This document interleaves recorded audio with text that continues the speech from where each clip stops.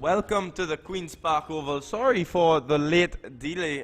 We are here now at the Queen's Park Oval to see Oral Experts face Lab Medica Square Cutters. It's a fine start here from both teams. Fairly even, I would say. 55 for 3. We saw the wickets of Devendra Miraj, Shahzad Mohammed and Gino Balram, all of them not being really able to trouble the scorers. Only a duck for Miraj. Shahzad Mohammed only managed 11 and Balram 9. In the wicket now is Charlie Mangali, he's on 14, and Tilak, he's on 7. Picking up the wickets is Mikel Govaya, he picked up 2, and Kaulasa picking up 1. It's nice of you to join us. Thank you for sticking through this with us, and we appreciate all the support. Like, comment, subscribe, click the bell icon to know when we go live. As we Tilak hitting that one straight down the ground to the man at long off. They get through for the single.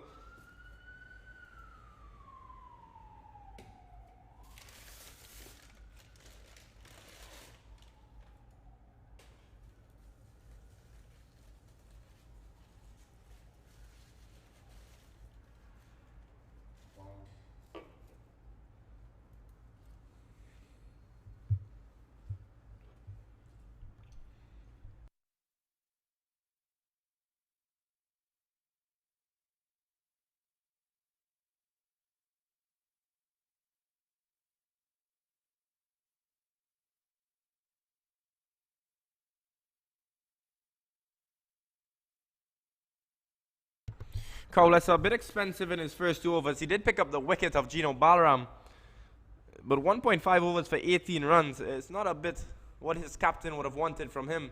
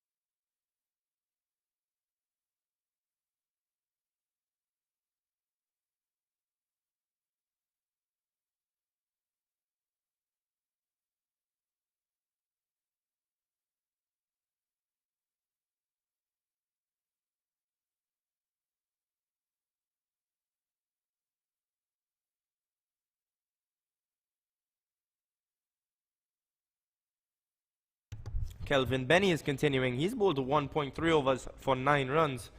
Mangali's on 19. He's striking it well with 3 boundaries. And Tilak, he was in before Mangali, but just 9 off 12 as that one a dot from Benny. Once again, thanks for joining us here at the Queen's Park Oval.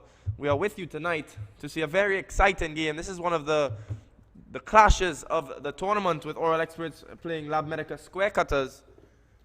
A very good game on our hands here. We hope to see some good cricket. Oral Experts 64 for 3 in 8.4 overs. That left hand is pitched up and swing away down to Mikel Govaya on the long on boundary. They get through for the single.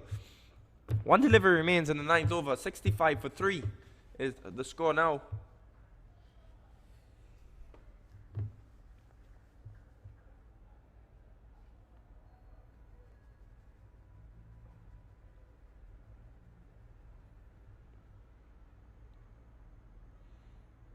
Oh, a lovely delivery there from Benny, beating the outside edge.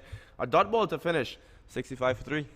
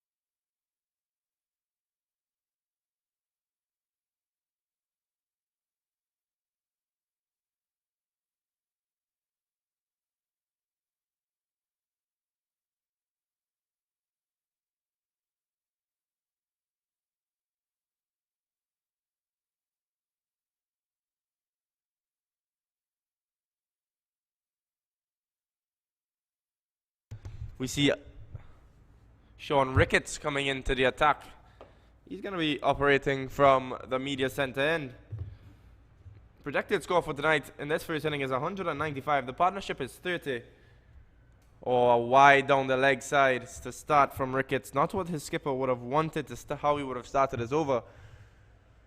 7.33 they're currently going at. A very good run rate to start off. They'll want to push on, get upward of 8, 9 and over.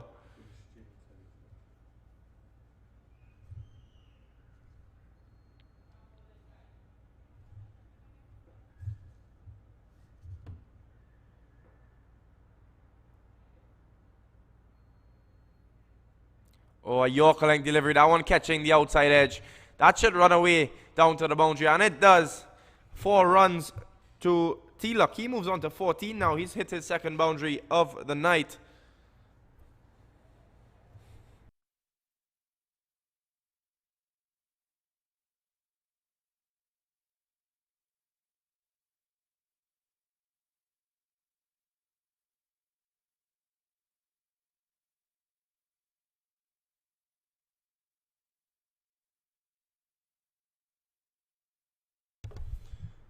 That one short and hit straight to the Mikel Govaya at backward point, and there's nobody backing up. He had a shy at the stumps. We see Jarrell Ned running down the ball. They'll be able to come back. They won't. He does well. They can only get back for 2. Poor stuff there from Mikel Govaya, giving away 2 overthrows. Not necessary on his part. Nobody was backing up.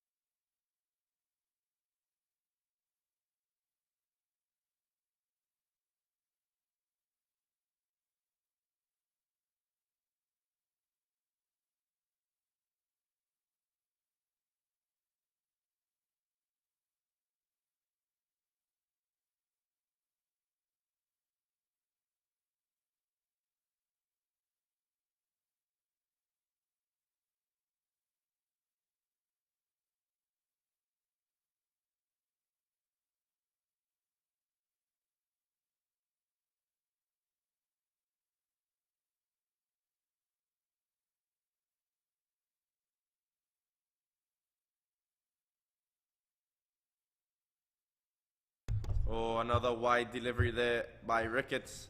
He's gone for 9 in the over already. Only 3 deliveries bowled so far. Unfortunate with the run, with the overthrows, but his line and length hasn't been consistent.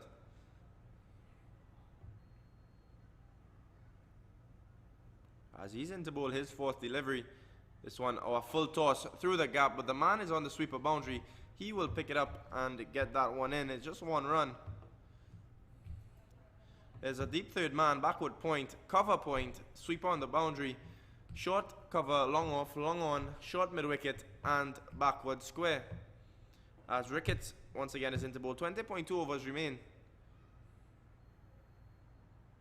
Oh, another full toss. This time hit straight to that man at short cover for a dot ball.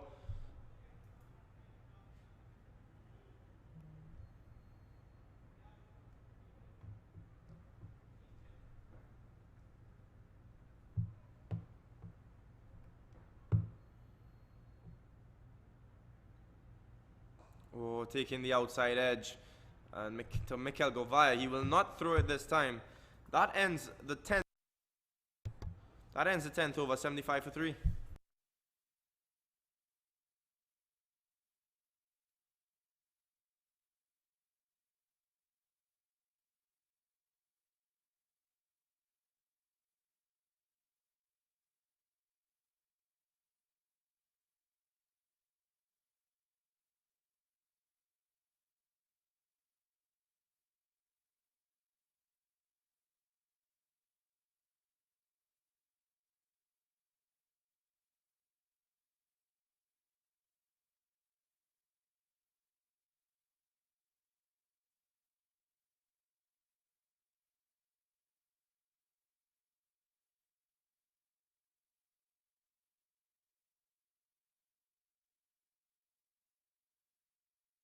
Kelvin Benny is continuing. He's bowled 2 overs for 10 runs. And that's another full toss on the legs. And Kerban Ali does some fine fielding. He gets it in, but they still get through for that quick single. 76 for 3. We're now seeing these batsmen starting to build a partnership. It's 41. Charlie Mangley, he has been scoring runs whole season. This is just what the oral experts needed to recover from an okay start. But losing those 3 wickets inside the power play, as Tilak is hitting that one straight back down the ground. He doesn't even run. Well, now he's running and it goes over the boundary for 4. Some fine hitting from him. That's his 3rd boundary. Both batsmen on 21. It's 80 for 3.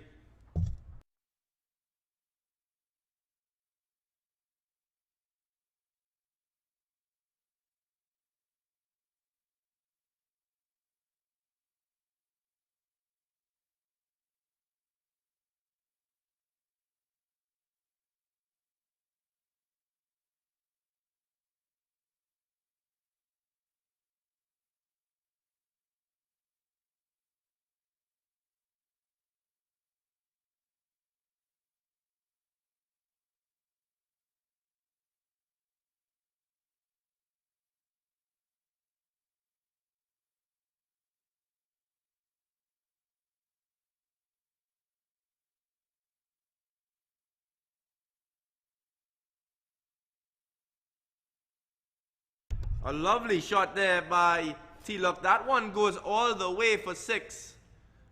No, that went all the way for 6. Oh, the field one signaled 4. I'm hearing from my statistician that was 4 runs indeed, but from my viewing, that bounced just over the rope. But that's the 2nd boundary in the over. So a good start to his first 2. He's giving it away a bit in this 3rd over. He's going to want to come back in these last 2 deliveries. Maybe get a wicket or just keep some pressure with 2 dot balls.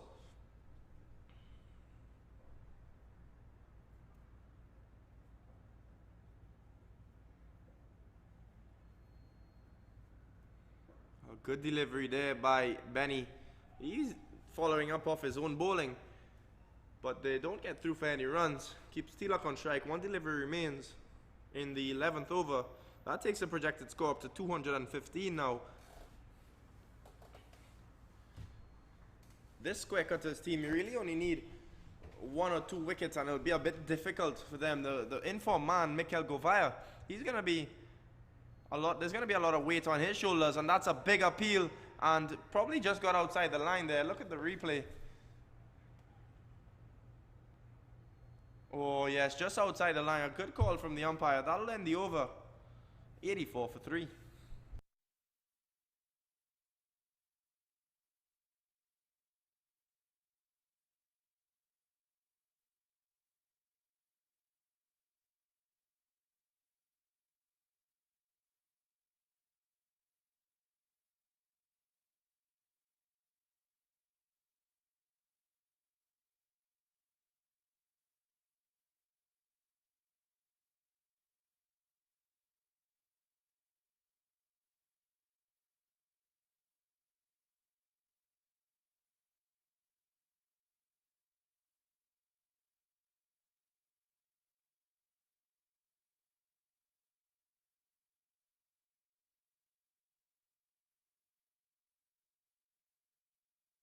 Ricketts is going to bowl his second over. His first went for 10. Not what he wanted. He would like to come back better in this over. On that one, just outside the off stump. Well left by Charlie Mangley.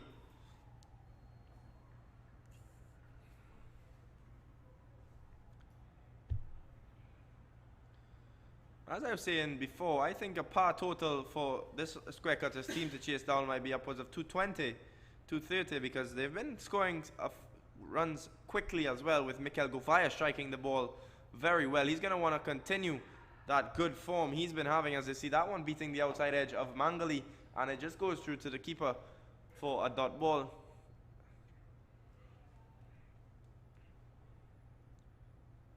There's also Aaron Kerbanali. He's not no slouch with the bat. He put on a partnership with Govaya in the last game that helped them through to the victory, as that one is being hit down to long on. Just picked up by the fielder, and they'll get through for 1.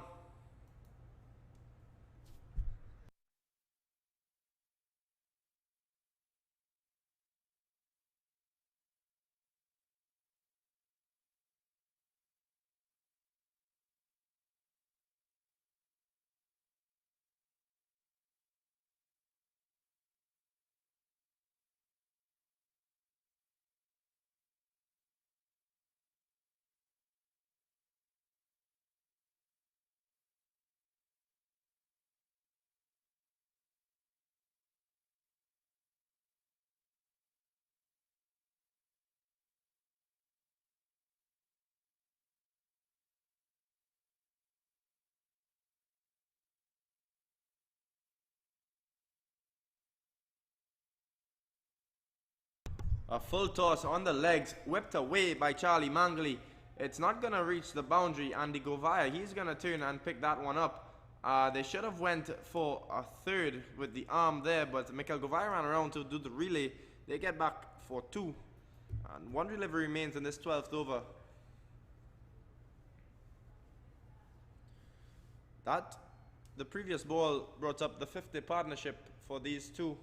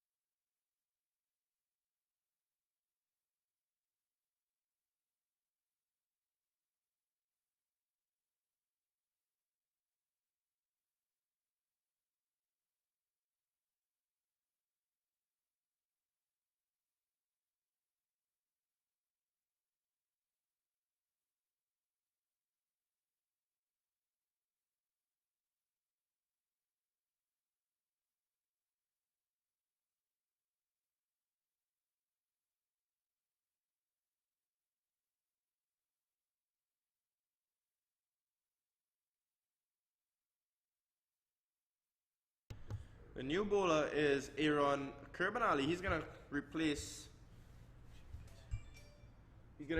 Benny from the Bryan Pavilion, and he had a good spell in the last game, picking up a couple of wickets. He's gonna want to copy that, maybe even get more in this game. If I'm not mistaken, he got 4 wickets in the last game. I can't really remember to be sure. But he's in again. He's going to want to do one more than that and get his 5-wicket haul. We'll have to see. Tallawahs, he's got his eye in. He's on 26 off 25. And Charlie Mangle, he's on 24 off 21.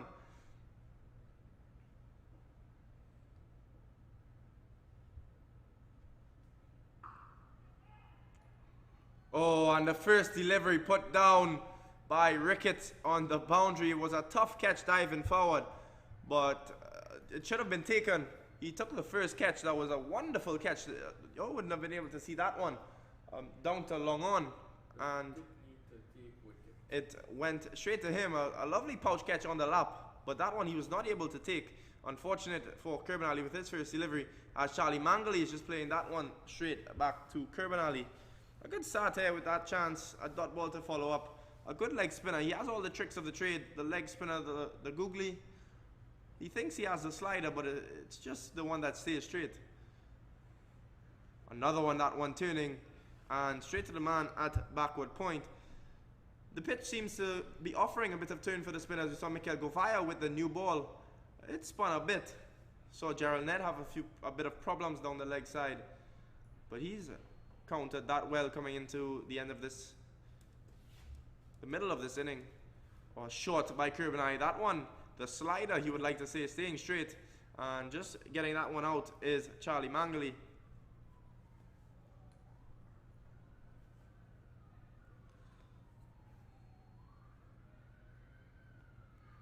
Oh, another good delivery this time, straight to Andy Govaya at extra cover.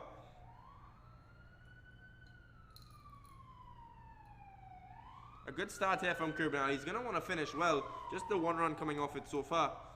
Another leg spinner. Very well bowled from him. That'll end the over. 1 coming off it. 89 for 3.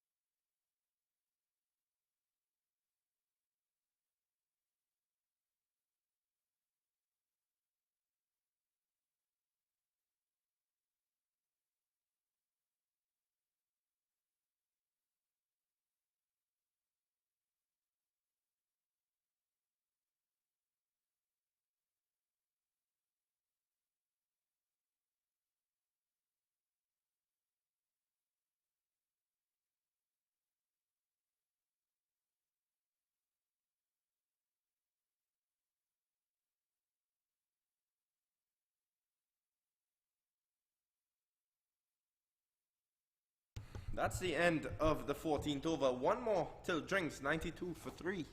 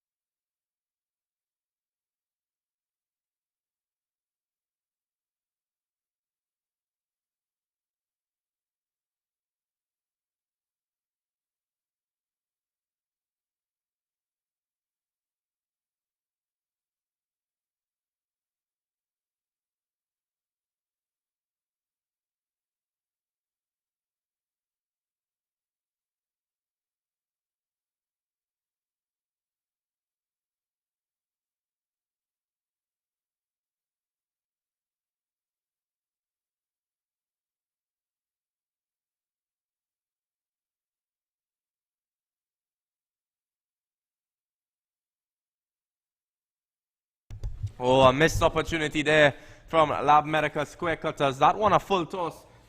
T-Lock hitting it down to the long on fielder, and he just vandasars it over the bar for 6. Unfortunate for Curban Ali and unfortunate for Lab Medica Square Cutters, but that is the drinks break here at the Queen's Park Oval. It's 98 for 3.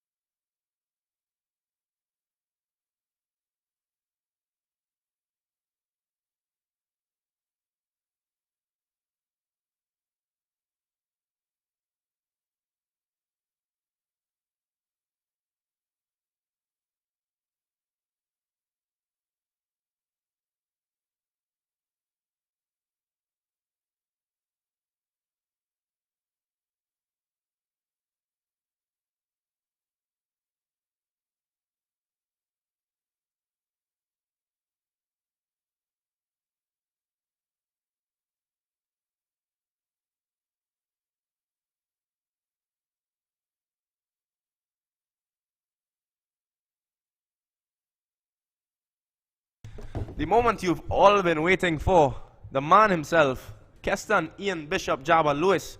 He is finally in the commentary booth, and I know all of you are very excited, but before we do that, we see that one run to T-Lock. He's moving along nicely on 35. Keston. Yeah, so T-Lock is there. He's on 35, with Mangali on 25. It's 101 for 3. This oral expert team will need to probably get probably around 100 more runs in the remaining 14 overs and 1 ball. As we see Ricketts back at the top of his mark from the media center end. Here is him as he runs in now, passes the umpire this delivery, waiting to see if it was a no ball from the umpire. There is no signal, so that will be a legal delivery. They'll get a single to the fielder there at backward point, and that will complete the 16th over. It's 102 for 3.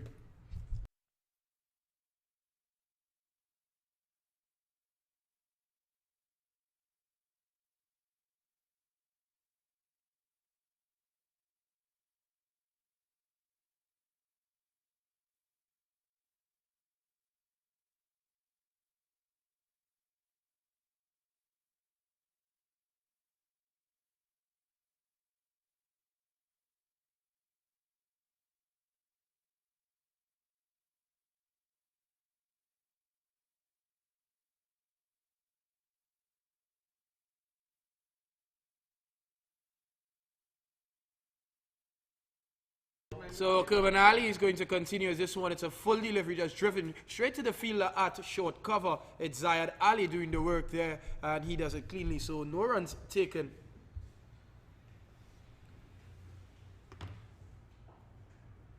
This delivery just defended back along the pitch, and Kerban Ali himself, he does the fielding.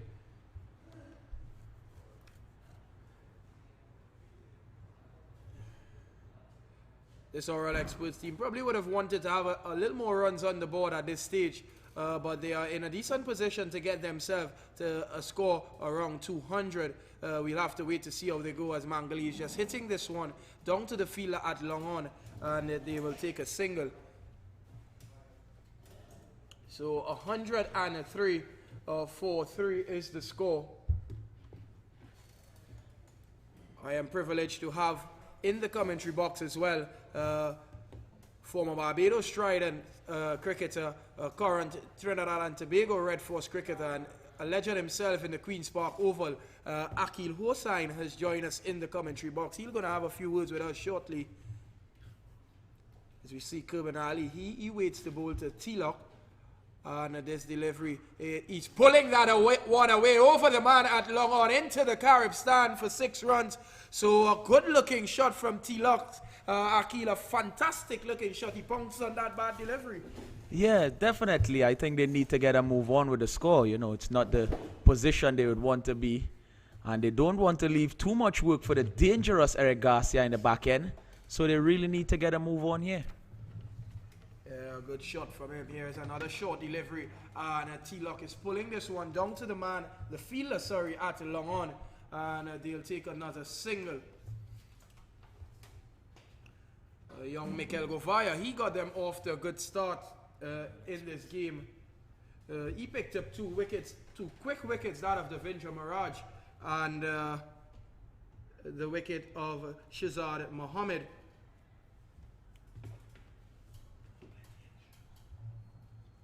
But since that, oral experts have been able to pull themselves back into the game. So at the end of 17 overs, oral experts who have been sent into bat by this La America Square Cutters team, 110 for 3. This match is a do or die for these 2 teams. Whoever wins this match will progress, and the team that loses will find themselves in a really peculiar position. They'll have to wait to see what happened in the other games. Speaking of a young Govaya, we can see him coming on from the Jerry Gomez Media Center, and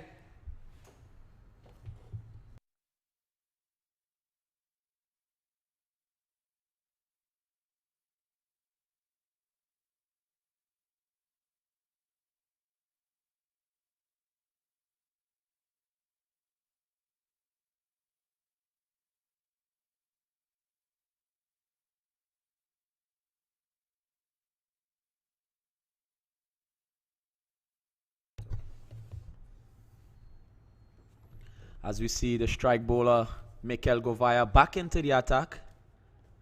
So, square cutters definitely looking to break this partnership that seems to be building nicely.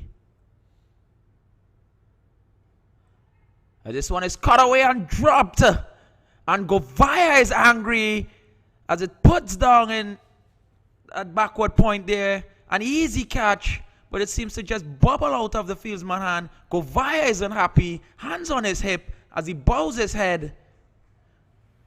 111 for 3. Disappointing effort from the fielder. Govaya would have wanted him to take that catch as early as possible. That would have been a fantastic change from the skipper. In the end, it goes down as a chance and they pick up 1 run. So Govaya yet again to bowl to Mangali. This time he's working this one nicely down to the fielder at a long on. Ricketts it is. He does the fielding and they take 1 run.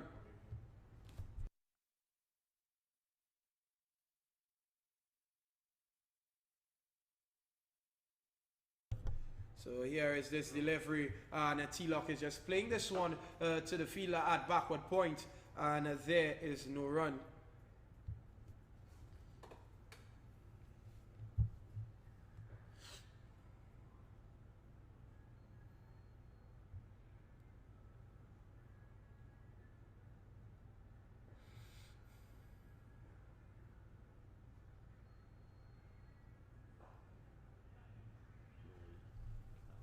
This one, T-Locks is just playing this one into the onside. The bowler himself gets it wrong and does the fielding, and no run is taken yet again.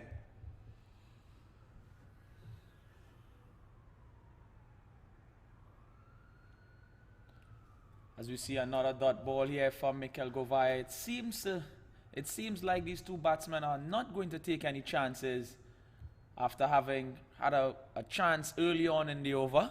Dropped that point. Oh, as I said, that's a lovely shot all the way over long off. 6 runs. Yeah, lovely looking shot from T-Locks on this occasion. Mikel Govaya over pitching, and T-Locks made no mistake. He bongs on that one and hit it well over the fielder at a long off and into the Cyril Dupre's stand for a 6 run. So that will take the score on to 118 for 3 at the end of 18 overs.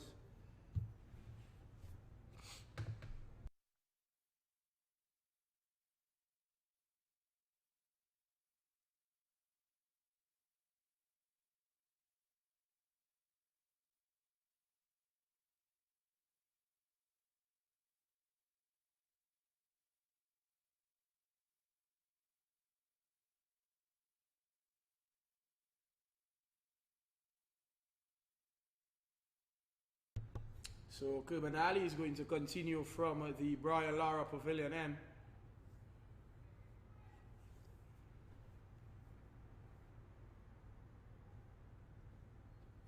There's him again to bowl to Mangali. This one is driven exquisitely through the offside to the extra cover fielder on the boundary, and they get a single.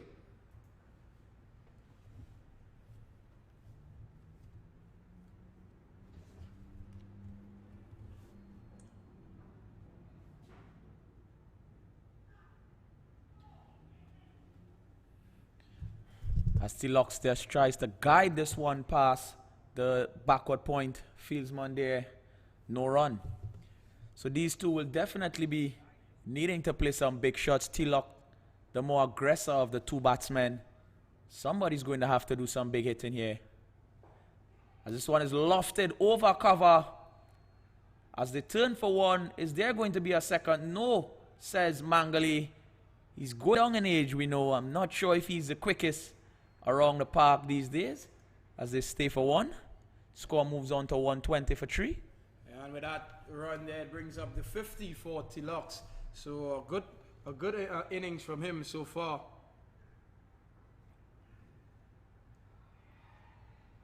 As Mangali again takes a single to backward point. But the run in there where T-Locks brought up his 50, that definitely should have been 2 runs. And at this stage in the innings, you will need to run your runs as hard as possible, get as much as possible on the board.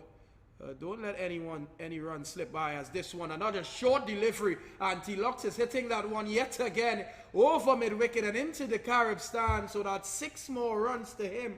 He moves on now to 56. It's 127 now for 3. So Tallawahs looks like he's getting a move on, Akil.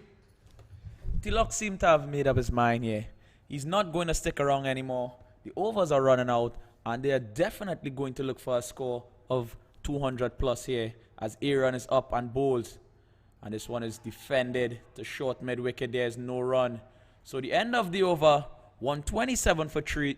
Tallawahs 56, Mangali 30. Yeah, good cricket from Tallawahs. Just getting that big maximum and deciding to play it safe with the final delivery of the over. So proper cricket from him. I just think these two just needs to run those runs quickly. They're already in a partnership of 92 runs between these two. So they've been at the crease quite a while. So they are accustomed with each other by now. They just need to get the running up and going. And the surety will get themselves to what will be a decent enough total.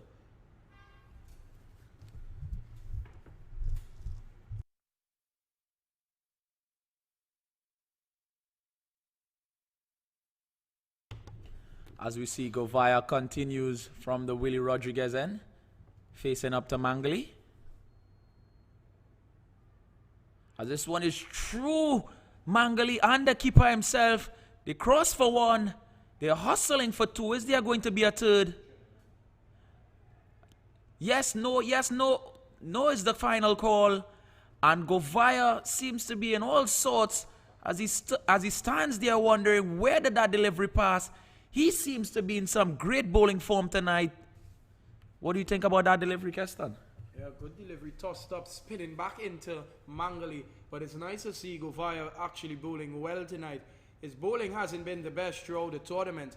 As you see, Mangali takes a quick single there into the cover position. The keeper himself does the fielding.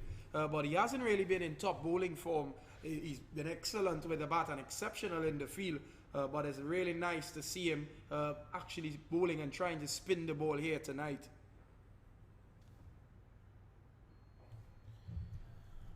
Saw him for the last couple of days putting in some extra work in the nets. Seems to be paying off here tonight.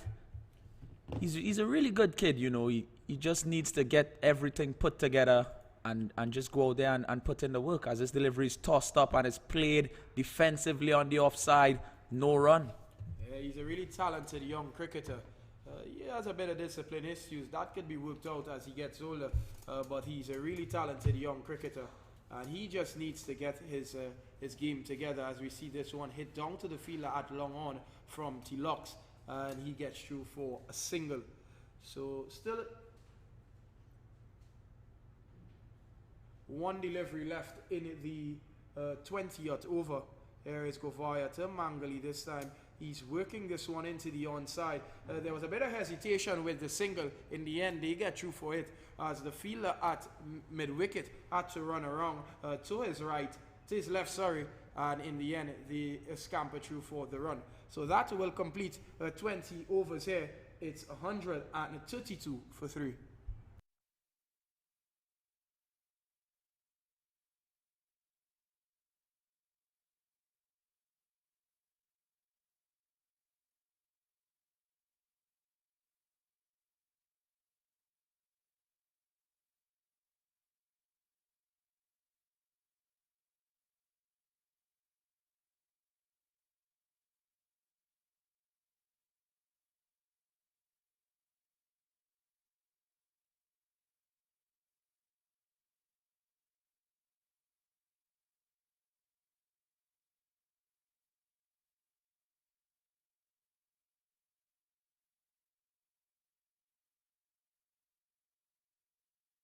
Kubanali will continue from the Bryan Lara Pavilion end.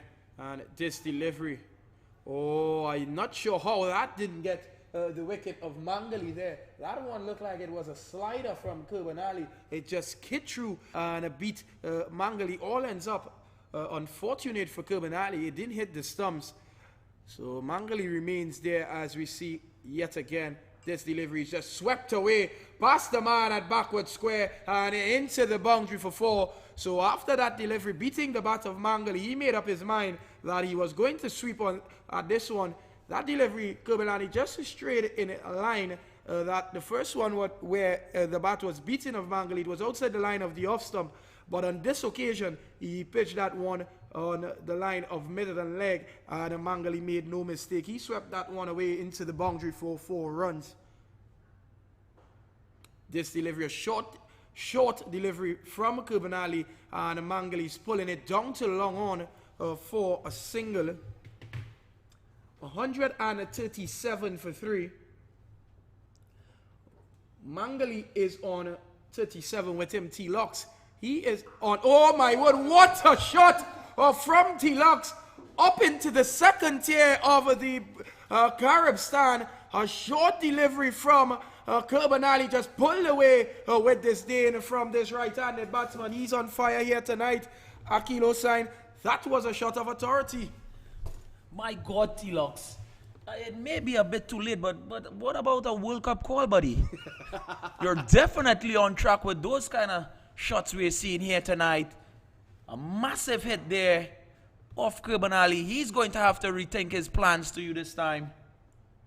Yeah, but clearly that cannot be a plan, because that was a rank short delivery. And what we've seen with T-Locks is that any short delivery, he's pounced on it and hit it over the ropes. Yet again, and that's the biggest I've seen for the night. It was into the second tier of the Caribstan. They now retrieve the ball, so Kerbelani will have a chance to go again. Let's see how he's going to respond from that huge maximum.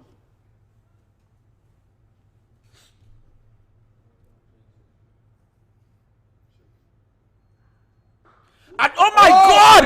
Oh my goodness! Be out of the oval! Bang! As it crashes into the Bryan Lara Pavilion. 6 more. T-Locks Singh, buddy, you are on fire. That is a monstrous hit from T-Locks. Oh my word, an overpitched delivery from Kerbelani. That one was hit straight back over his head. That went a mile into the Bryan Lara Pavilion. That actually is the biggest hit of the night. A fantastic strike from T-Locks. He's on fire, Akil. T-Locks Singh, do you have your passport, buddy? You should definitely be on a plane playing in the World Cup right now with the sort of poor performances we have been seeing over the past couple of days from these teams. T-Locks Singh in no nonsense mood. He's decided he's not going to leave too much work for the young Eric Garcia. He's going to take it himself. Yeah, he's definitely on a roll. If Mangali could stay there with him, he can get his team to a decent total. On this occasion, he's missing out on a short delivery, hitting that one straight to the fielder at cover point, and no runs taken to complete the 21st over. It's 149 for 3.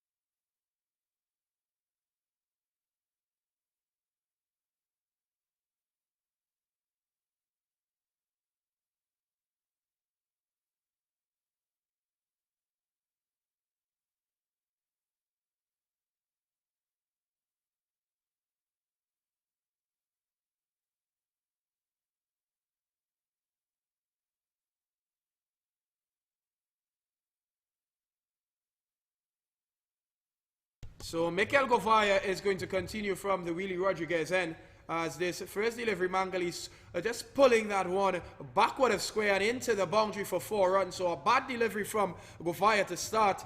I have joining us here in the commentary box the one and only Kevin Charles, a legend in his own right.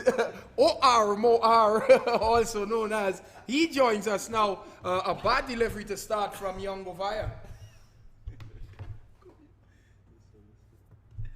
Yes, Govaya is going to have to do the bulk of the dot ball bowling, so to speak, as it's been carnage from the other end of Aaron Kerbelani's bowling. So Govaya is really going to have to step up to the plate here and try to pull back some dot balls here for his team.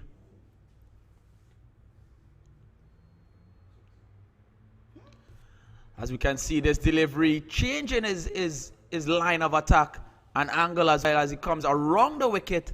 Mangale trying to sweep this one, but it's outside off stump, dot ball. And it's another dot ball. This is great stuff here from Govaya.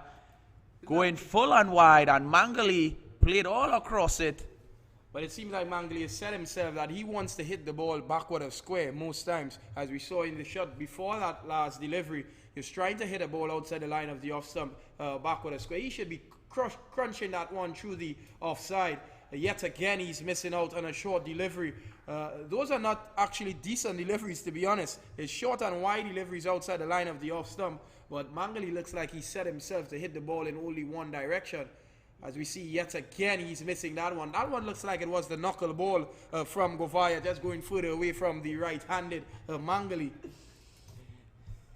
Yes, this is great. This is great bowling here from Govaya around the wicket. As he's straying, and oh, that was close. That was close. As you can see, unfortunately, but wide signal as Govaya, hands on hips, as to say, umpire, you really serious? That one looked like it came off the pad. I'm not sure about the decision from the umpire. That almost hit the leg stump as well. So, but I think the umpire has to go with the rules. If the ball goes down the leg side, it's a wide. Definitely, definitely. As we can see, Govaya trying to hustle the old Mangale here as he's up and bowls around the wicket. Straight down leg and swept from Mangale. This one rolls into the boundary, 4 runs. Definitely not the area where Govaya wanted to pitch that ball, but Mangale playing to his strengths and finally prevailing after a couple dot balls. Govaya ends his over with a boundary, 158 for 3. Yeah, he spoiled what was a very good over up to that point. That's when you bowl a wide delivery. You give the batsman the extra ball to face, and more often than not, batsman pungs on that extra delivery, and yet again Mangale getting a boundary. But this Oral Experts team are currently in a decent position at 158 for 3. There's still 8 overs remaining. They still have a lot of batting to come. There's young Eric Garcia. He was exciting the other night. He made 33 in a quick fire time, hitting some lusty blows. So they'll be wanting him to come in with his team in a decent position to have a go as well.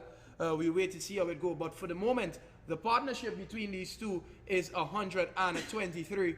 And they'll have to carry this partnership between these two until probably as close to the back end as possible.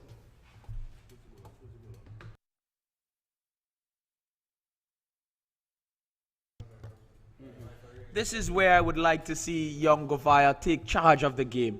This is a challenging position for him, and this is where he actually tends to fall off. He really needs to press through here and put in all his knowledge to get the better of these two batsmen, as these two guys, 100 partnership now. These are two experienced campaigners. This is where he needs to step up to the plate.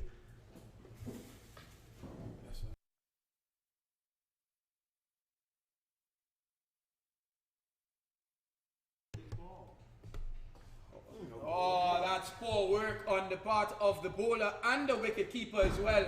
The first delivery from the Bryan Pavilion end in the change of bowling, Tallawahs going down the leg side, and some sloppy work from the wicket keeper. It's Ned. We usually have him here in the commentary box. He's usually criticizing players as well, but it's nice to be able to talk about him, and that's some sloppy bit of work from him. He needs to be holding on to that if he's a wicket keeper. I had no idea that was Ned wicket keeping there, to be honest. He's better known as Hit Sticks Boyo. I won't say why, but he's better known as that, guys. Is it because most games they are always hitting his stumps? I'm not going to comment. No comment there. This delivery is a full into the boots as he goes through for a quick single. Throw the bowler's end. Oh, the umpire scampering for his life to get out of the way there. That would have definitely been a run out. As they cross for a single, 159 for 3, T-Lock 69, Mangale 40, 45. Oral Experts going to have to get a move on here if they want to get a handsome total here of 200 plus. I would say anything above 220 would be a good score. Yeah, definitely. It would be a fantastic score. From the position they were in early on when Mikel Govaya picked up those 2 early wickets, they were on the back foot But it's nice to see two senior cricketers just putting up their hand and coming to the crease and really putting on what is a decent partnership. So they are well on course for that 200. They'll just need these two to stay there till the very end because they are the set batsmen. This delivery on the line of the leg stump, whipped away, backward of square and into the boundary for 4. I'm not sure about the line that Kaulesa is trying to bowl. There is no one on the leg side boundary other than mid-wicket and long on, but he's bowling into the pads of Mangali and Tallawahs, and there's no flying leg and no backward square. Yes, poorly line delivery, poorly line. He's got a sweeper and a long off on the offside and straight down the leg. No fine leg, no deep backward square. Mangali just clips that one into the backward square region for 4. With this sort of feel that he has here, I can clearly see the plan being slower balls because there's the third man up. There's no fine leg as well, so you won't want to bowl full with pace on the ball because he can get an edge, the third man, or down to the fine leg boundary.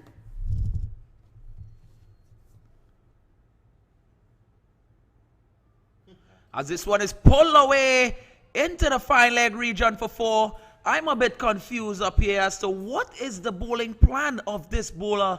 He's all over the park at the moment. He's down the leg, wide outside off, short, full. I'm a bit confused up here. Yeah, and that brings up the 50 for Mangali, an experienced campaigner. He would have scored a lot of runs in this tournament over the years. So he brings up yet again another 50. He's on to 53. And this over is proving to be a disaster so far. The plan from Kaulesa is clearly wrong at the moment. He'll have to get it right if he wants his team to out one of these batsmen yet again into the pads of Mangali. But this time is defended to the man at a short mid-wicket. So the end of the over, 172 for 3. Mangali 53, Tallawahs 69.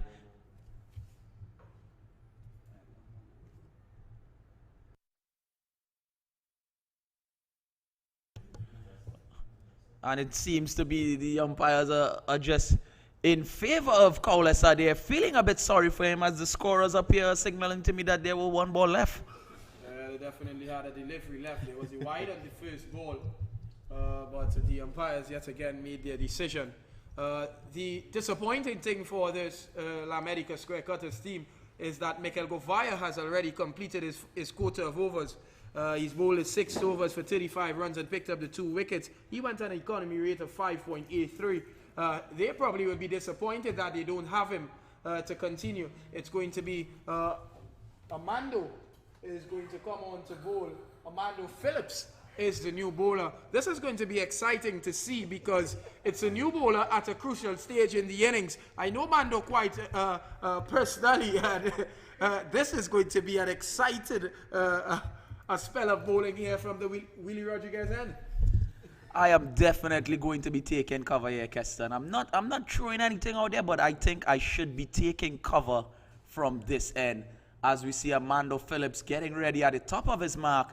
He has a quite unusual action as well. Oh, Dwayne Bravo like, and this one got down to the man at extra cover. First delivery and dropped by the fielder out there. So the change that the skipper made, it could have brought the breakthrough that they would have wanted. In the end, it brings a drop chance and a single to Tallawahs. Mando is disappointed. We can see him standing there with his hands on his hips. He isn't pleased. Definitely such a well-executed slower ball from Amando Phillips there. Wide outside the off, deceived the batsman into the shot, dropped that sweeper. As this one hammered through the extra cover region, 2 fielders, it's 4. Oh, a lovely shot from Mangali. He just bunched that one through extra cover. The long off and the sweeper was running, chasing behind that one. It was into the boundary rope in a flash. And that's another boundary to 177 for 3.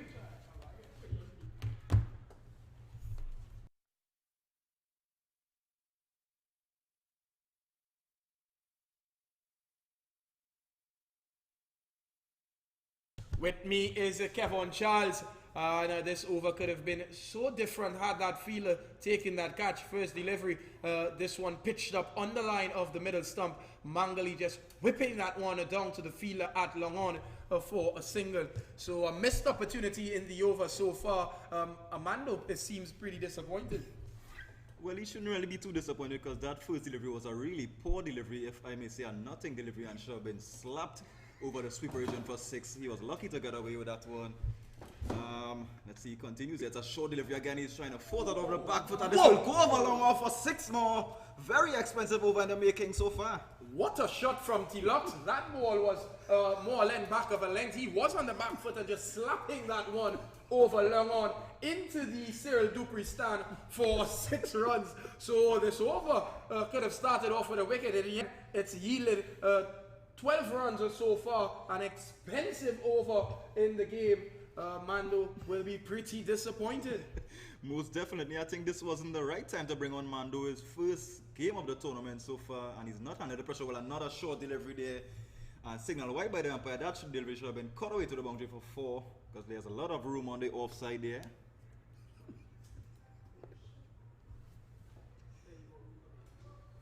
And with that wide, it brings up the 150-run partnership between these two of 120 deliveries. So they've been fantastic at the crease. They've scored at a decent rate. And they've taken their team into a good position. This one coming off the tick outside edge, past the diving hand of the wicketkeeper Ned. But the fielder at short, the third man, he runs around and does the fielding. And they get through for a single. So still 1 delivery left in this, the 24th over. Wasn't a bad delivery on this occasion from Armando Philippe. Slightly outside the off stump as he was trying to cut that one through the offside. Come off the outside edge of the bat. Keeper was not able to gather that one there, and could be a costly miss. Yeah, but I think if Mando needs to bowl this line outside the line of the off stump, he definitely should have the point on the boundary. He could probably bring up the long on, because you're not going to hit those sort of lengths over long on. Just allow the batsman to cut to backward point and sweeper and get 1 run. Immediately as I said that would have gone to hand had the fielder been out there. In the end, it's a sloppy mistake by the man on extra cover. He ran in thinking the ball was coming to him.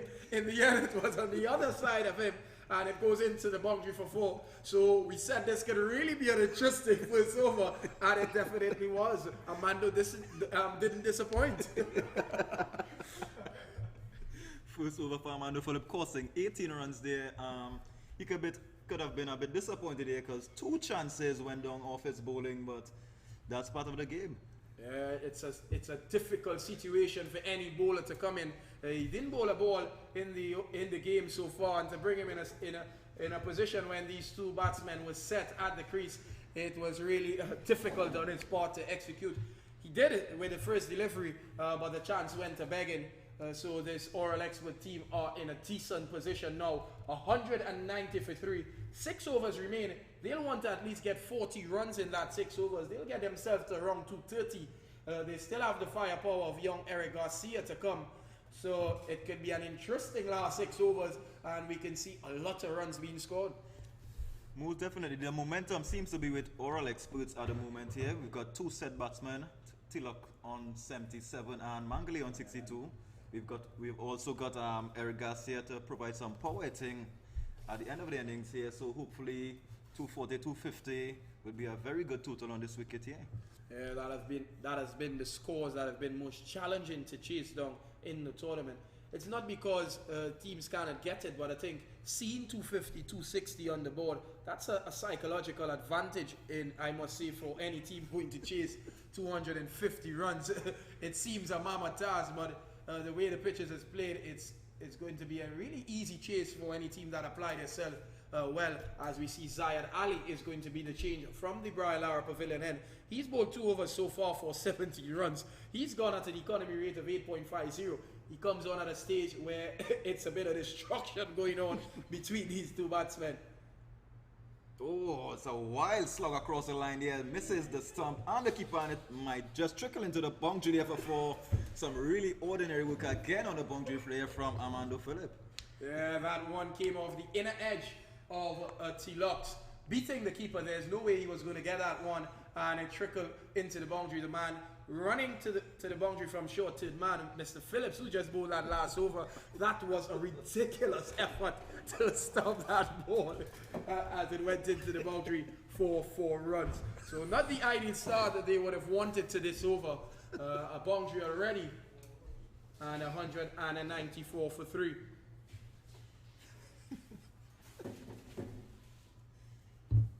Here is Ali. Oh my word, that is another ridiculous delivery. It's a no ball signal here from the umpire. So this could be a very costly delivery in the making here. Yeah, it's a no ball and a run. So it's going to be a free hit. Mangali is on strike.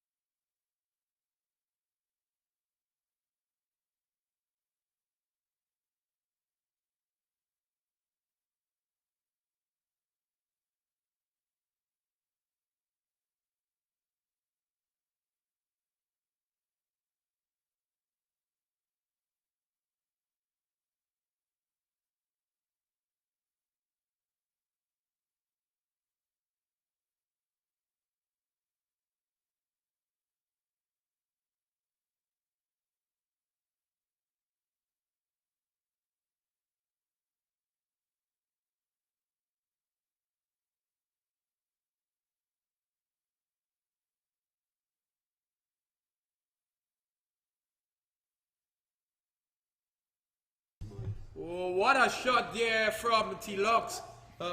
Kevin Charles, that's an amazing shot to hit that ball wide of long off for 6. That is a fantastic shot from Tallawahs. Excellent shot indeed there. Delivery was short of a line there, and you're just opening the face and hitting that one there over the long off region there for 6 more. Very hard shot to play, especially with the angle of the bowler. Yeah, it's a difficult shot to play, but Tallawahs has really showed his class tonight.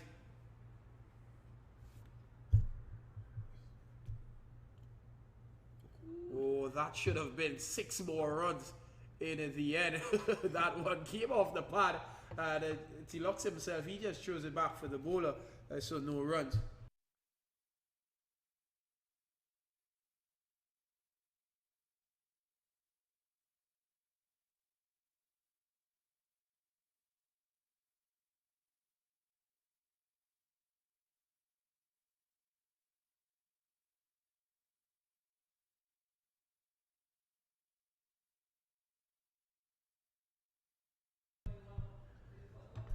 John 4, 204. You have to score it. So Zayed Ali with 1 delivery left. He's been really expensive in his 3 overs. He's gone for 27, and this one Tallawahs is hitting this one straight back over the bowler's head and into the boundary for 4 runs to complete another expensive over. So the last 2 overs between Philip and Zayed Ali has been really expensive. I'm not sure how much runs those last 2 overs went for, but I'll have the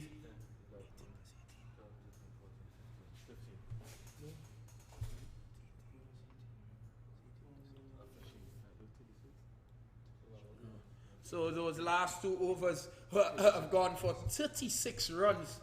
So really expensive stuff, and immediately we see a change from the Willie Rodriguez, and it's Ricketts. He will come on to bowl now.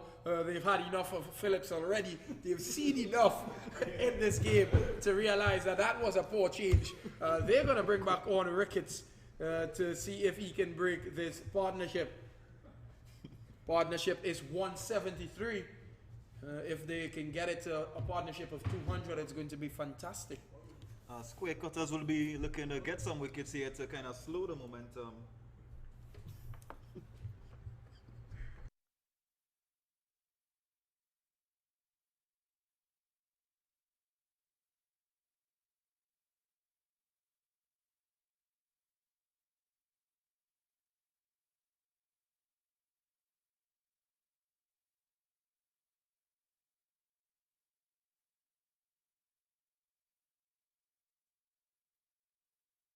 So we see Armando is off the attack immediately, and we see Ricketts now. Here is him to bowl to Mangali down the leg side. First ball, there's a peel. Wide is the signal from the umpire.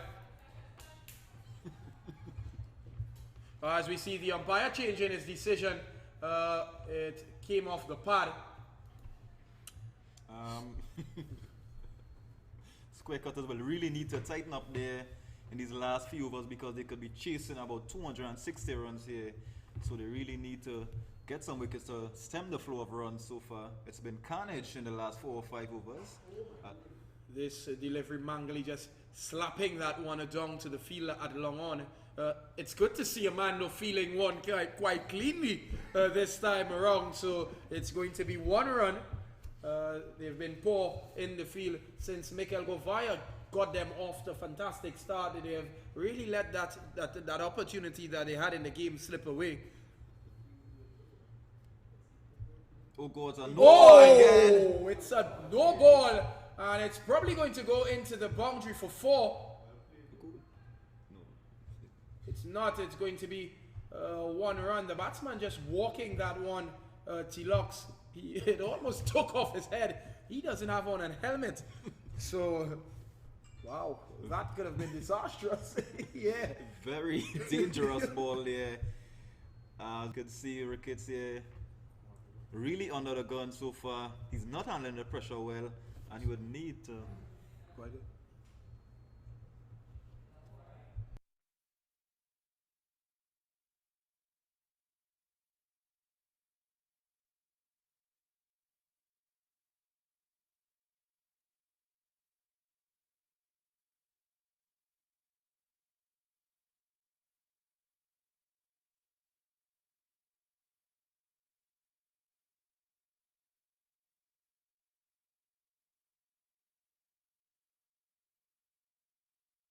So Ricketts with a good-looking Yorker there, dogged out by Mangali, the fielder at short mid-wicket, gives chase, and they limit them to a single. That was a good delivery there from Ricketts. Angling in at the stump there, the batsman was just good enough to get the bat down in time. Ricketts will need to deliver much more of those type of deliveries if they are to restrict this Oral Experts team to a decent total that they'll be able to chase. This one from Ricketts, the batsman just pushing that one into the offside. Some kind of comical feeling from Ricketts. He looks quite a character as we see him walking back to his mark there. It's been an exciting game, I must say. There's been a lot of enjoyment from the players in this match as we see Ricketts back to the top of his mark.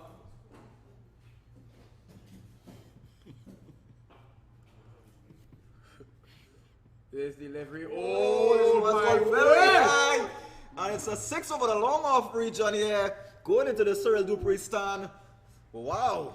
What a shot. That is a fantastic shot.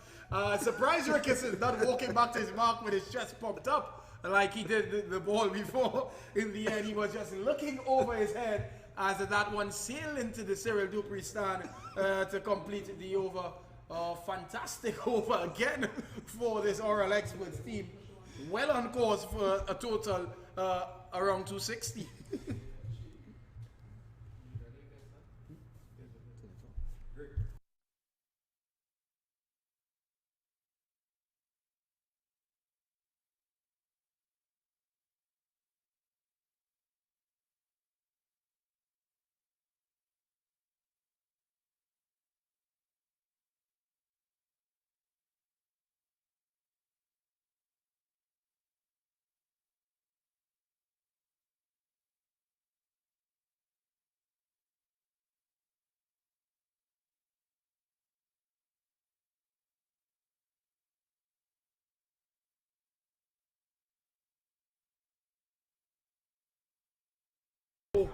That one hit flat and over the man at long off we wait the signal from the umpire, 6 runs. So that will bring Mangali on to 71. Tallawahs is there with him on 95. We could have yet another 100 in the tournament. That will be 100 number 7 if T-Locks is to get to that landmark, and the way Mangali is going, he could get there as well. This delivery, oh my word. This time it's an opportunity, oh my word. Another missed opportunity as it goes into the boundary for 4. So the Square Cutters team are really looking horrible in the field today. They are not handling the pressure well at all. That was some atrocious piece of feeling so far. I'm really disappointed in the standard of feeling in this tournament. And if they continue along this trend, they don't have far to reach at all. Yeah, this is a do or die clash in my time. Remind you. But what is amazing here, I'm seeing they are moving the field and bringing a Mando to lock off. So that can be interesting as well. I know Mando pretty well, and he isn't any better than that fielder there. But we'll wait to see how it goes as we see Zayed Ali yet again. Mangali hitting this one straight to the man at deep mid wicket or a deep corner position, and they get the single. It's going to be an overthrow as the bowler Zayed Ali didn't feel that one cleanly.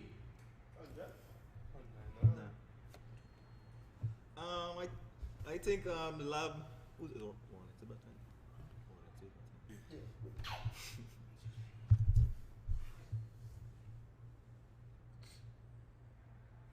Oh, it's a good shot, clipping that one of the legs there, and that will go into the boundary for 6. Very acrobatic effort there, and the deep backward square boundary there, not making no kind of contact whatsoever. Yeah, another poor delivery by Zayed Ali.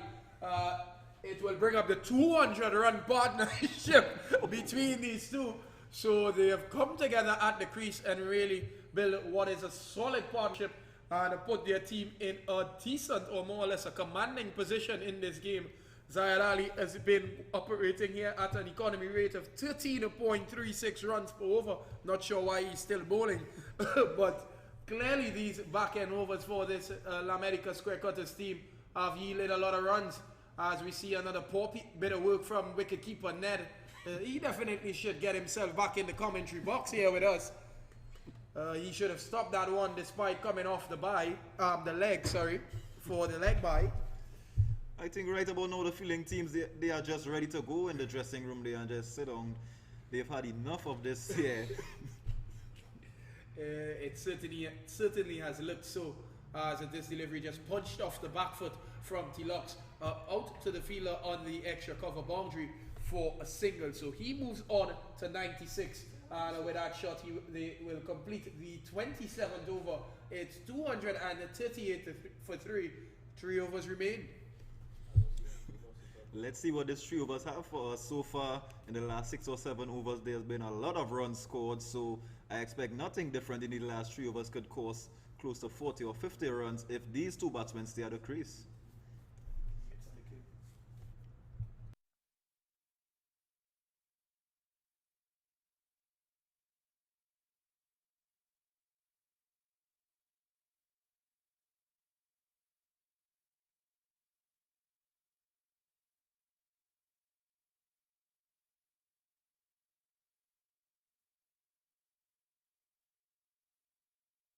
What is interesting to see, I'm seeing Ricketts trying to dry his hand on the floor. It's night, so clearly there's going to be a bit of do or wrong. So I'm not sure what he's doing there, but he definitely has his own plan. So the last 5 or 6 overs, as you alluded to, it's been really expensive. Yeah, Ricketts again to bowl to T-Locks. This one coming off the pad into the onside. The fielder at backward square gets around, does the feeling, and no runs. It's nice to finally see a dot ball. The batsman seems to be really fearless against this bowling attack here, as you could see the batsman going on one knee and trying to slug sweep that one over the mid-wicket boundary there. So clearly Ricketts is not bowling fast at all. Yeah, here is Ricketts again into bowl to T-Locks. This one down the leg side, and he's helping that one all the way for 6, and that will bring up what is a fantastic 100 as he goes down on the pitch and it does a Chris Gale-like celebration. He's doing a bit of push-ups, so a fantastic century from T-Locks. That has to be one of the better 100s of the tournament. Most definitely, and to see that he made this 100 in some really difficult situation here, because when he came to the crease, 2 wickets were down already, so it's good to see that he showed that maturity there in batting through the innings and scoring at a decent rate to get his team up there to a good total. Yeah, this La America Square Cutters team are certainly down and out in the field here. They'll need someone to give them a bit of life because they have really been expensive in these last overs. That one, they're having a loud appeal, nothing doing as we see Ricketts down on the ground there. He thought he had the wicket of Tallawahs in the end, and not out was the signal from the umpire. Oral Expert seems to be on the right track here to get the highest total so far in this tournament, that being 265 by run getters. Yeah, it certainly seems so. As Ricketts yet again to bowl to Tallawahs. This one over point and into the boundary for 4.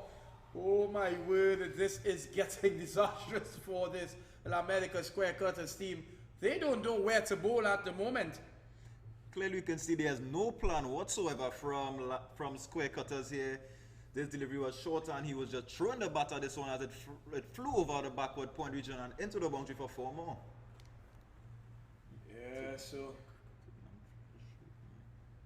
at the moment, this Oral Experts team are enjoying batting as we see Ricketts again down the leg side. But this time, it's nice to see Ned getting a hand onto that one and being able to stop it. That's done.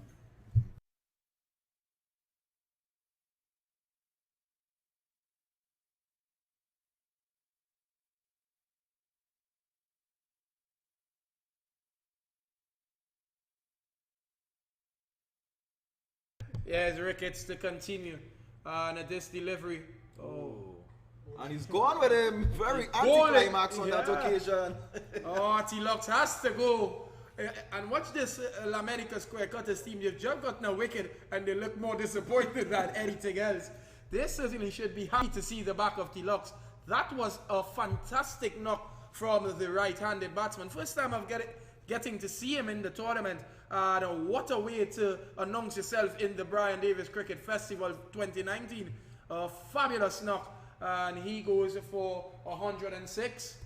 Most definitely, I think the spectators really enjoy this knock so far, and this will bring Eric Garcia to the crease. A very hard-hitting batsman here, and hopefully he could get a cameo here of about 20 or so, which would help push his team up to about 260, 270, which would be a very challenging total on the board here. Yeah, Eric Garcia, he's in a bit of form with the bat. We saw him in the last game here. He hit the ball all over the park. Got his team to a decent total.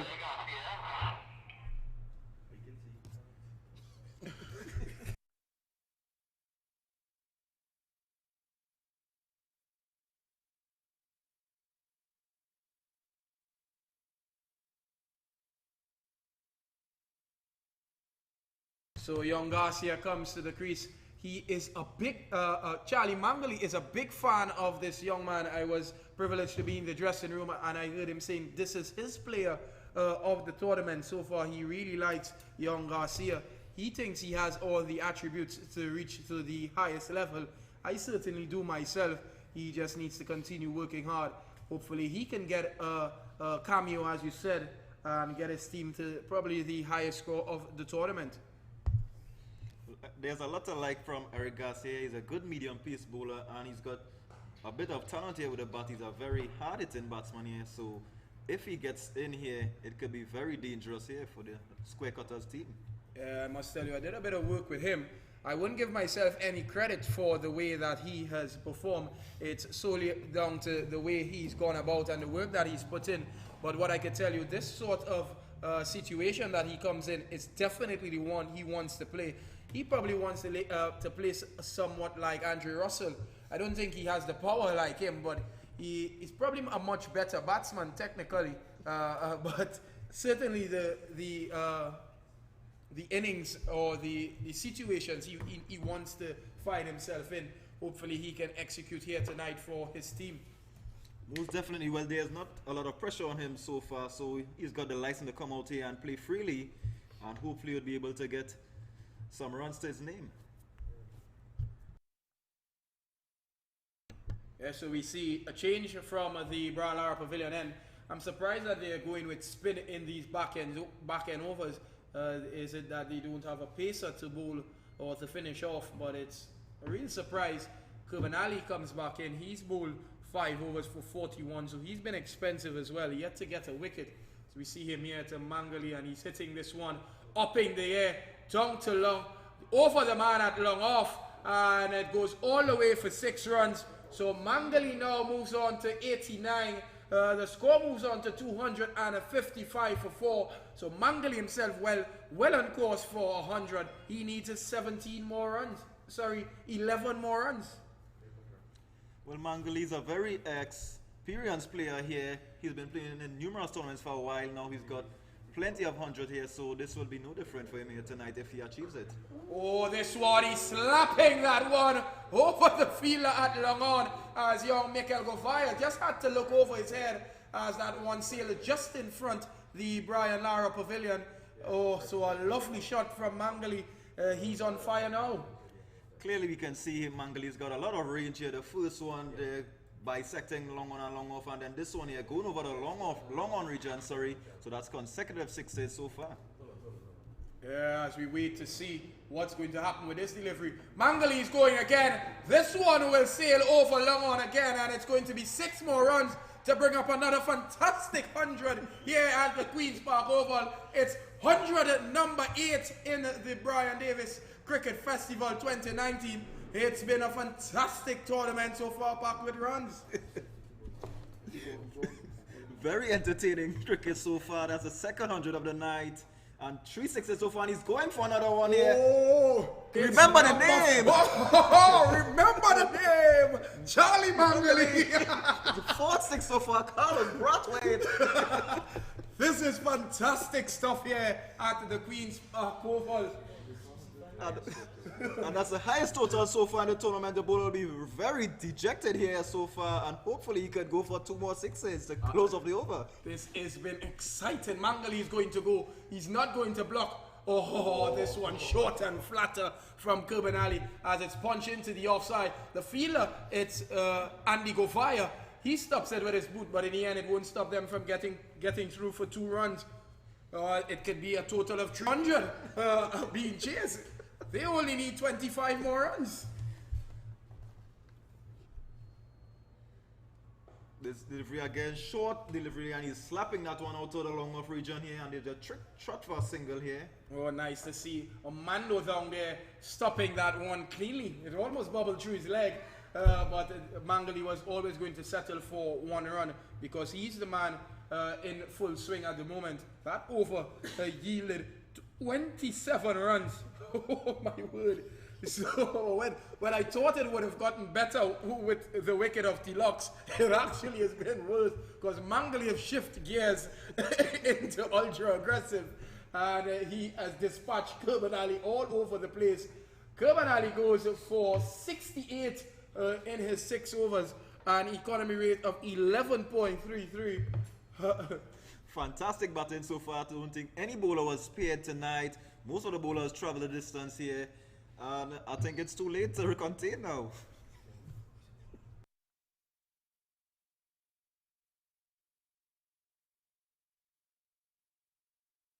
So we see a change. It's going to be Kaulesa, and he himself has been on the expensive side. He's gone for 11.67. That's his economy from his 3 overs. He's gone for 35 and picked up the 1 wicket. He replaces Ricketts from this end, and with 24 runs needed for 300, it certainly could be on. Let's wait and see. Oh, starts off in the worst possible fashion with a wide. Who's that? There was some bowling tips.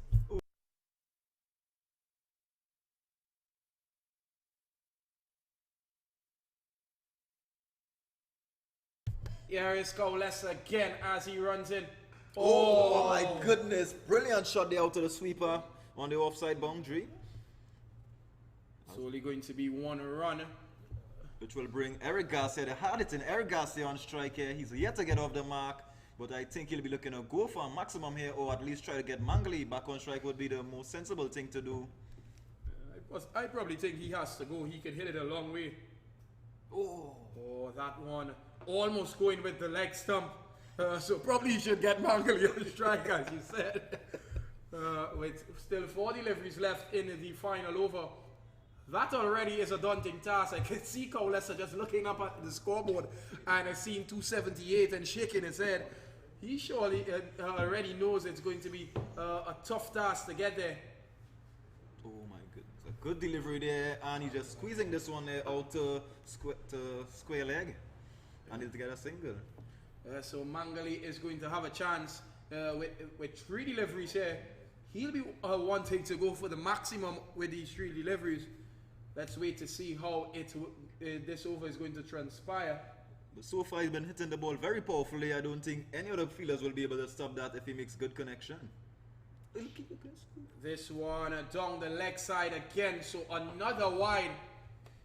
Mangoli was trying to paddle scoop that one down the leg side. He didn't get any contact, but it's a wide yet again.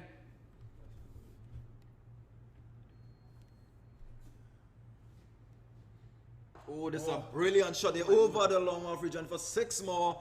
Very good shot here from Mangoli. He's been there for a while now, and his range has increased significantly here. I don't think there's any way to contain him right now. That is a fantastic shot. He just hit that, opened the face a bit, and hit that one wide of the man at long off, and all the way for 6 runs. So, oh my word, I haven't had this much excitement in a long while. Feeling like I'm watching an IPL game at the moment. On the lights. It's been amazing batsmanship from this Oral Experts team. We've seen everything in the game so far. They were under some pressure. Their main batsmen were in the hut earlier as possible, and it's some new men stepping up. Mangoli with 100, as well as Tallawahs, as we see another wide from Cowlessa. He definitely wants them to get to 300. And Mando seems to be very dejected there on the long region, yeah. But I probably wish I could have a chat with him to hear his words and what has happened here tonight, as this one hit straight back down the ground. Mando himself will do the fielding quite cleanly. It's a good throw back in as the bowler is able to stop it. Pretty dolly through there from the strong man of Armando Philip, who has been in the gym a lot there at Belmont Circular Road. So 1 delivery left in the final over. Garcia will want to go for the maximum. Here is Cowlessa to him. Oh, that is a ridiculous attempt with that last delivery. Garcia could have stand and hit that one straight back over the bowler's head because it was over pitch. In the end, he tried something fancy and it didn't get any contact, and they get through for the bye to complete the final over. It's 289 for 4. What is a challenging total in this game. Definitely, La Medica Square Cutters are going to have a daunting task of chasing down this score. We wait to see how they reply when they take strike.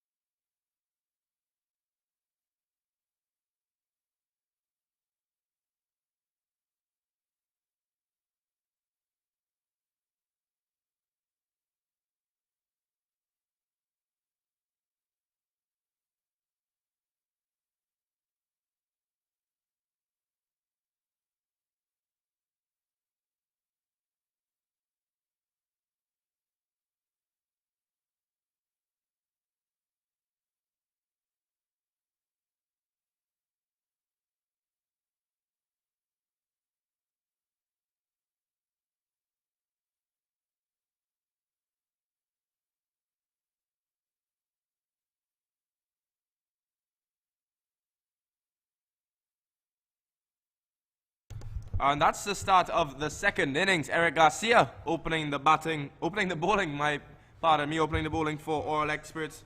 They set a total of 289, 290 for victory. Tremendous total. Oru, what do you think they need to do to get that going through? Well, first of all, they need to bat intelligently, but they also got to be aggressive at the top here. But they need to be selective in their stroke play if they are to get anywhere close or even reach this total. Yeah. Yes, definitely.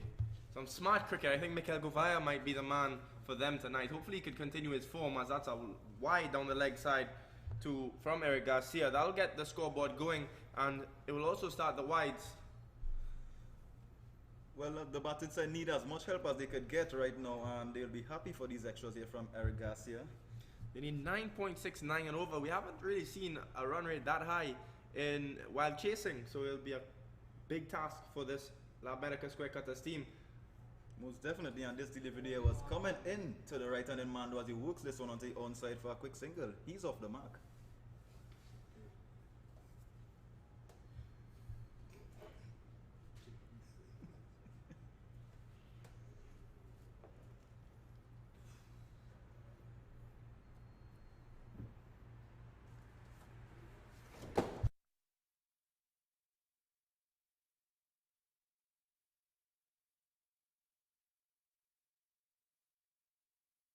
Jarrell Ned is the new man to face after they got through for that single, getting Phillips off the mark. There's two slips, a gully, a third man, backward point, cover, mid-off, mid-on, and short square leg. Oh, Ned's playing wide at that one, and it's a wide signaled by the umpire. So, an iffy start here from Garcia. Definitely, so far he's been a bit inconsistent with his line and length here. This delivery there was just sliding across the left-handed batsman, starting that one a bit too wide here, so he needs to tighten up on his line and length if he's to get any wickets here tonight. Yeah, he's a quality young bowler. He's picked up a couple of wickets so far in this Davis Cup. We saw him and Mason, they're the two Colts, both fast bowlers. And again, another wide from Garcia. Not what the doctor ordered, not the start they would have hoped for. Maybe he should be trying to hold the ball a bit cross seam here and just try to contain at the moment, because he's really losing his line and length here at the moment. Maybe you just need to settle along and hit a consistent line and length, and then he could try actually looking to swing the ball against the left-handed batsman. Definitely agree with you there, Kevon. As he's into bowl once again, this time just a much better line delivery. Ned playing and missing at that one, beating the outside edge, taken by the wicketkeeper, the skipper, Maraj. Excellent delivery from Garcia. I think he should be trying to bowl most of the deliveries around that corridor here. The batsman a bit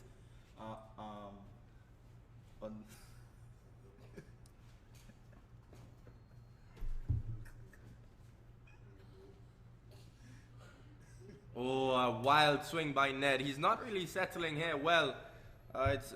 He's just trying to hit every ball. He's not trying to get off the mark. He's looking to blaze it from ball one. Not what you would want from your opening batsman, unless he's Chris Gayle. And that definitely Ned is not.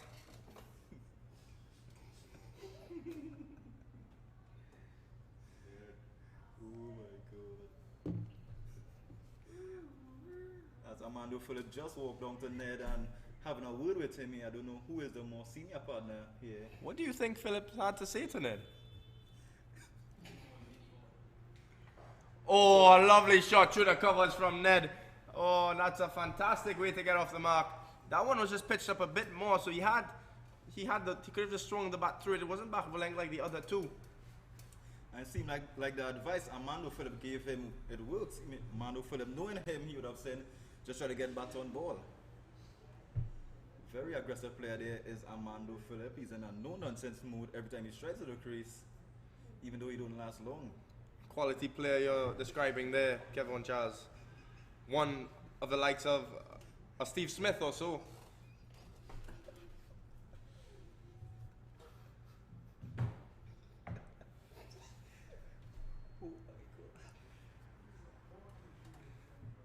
Oh, and Ned pulling that one just where the man would have been. They just moved him from here. From there, it doesn't look like Eric Garcia knew what was going on with the field change, but one run to end the over, and it's 9 without loss. So far, we'll say it's a good a good over so far. 9 runs coming off it, and hopefully they'll be able to get a lot more runs in the upcoming overs here to keep them on par with the run rate.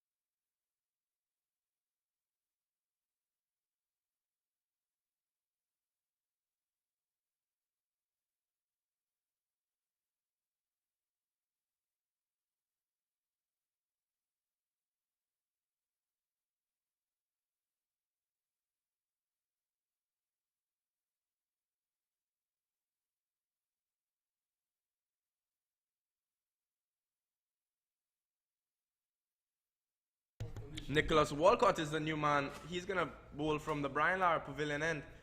He's going to want to take up not what Garcia bowled in the first over with those wides and the boundary as he starts that one. And as I said, he does start with a wide.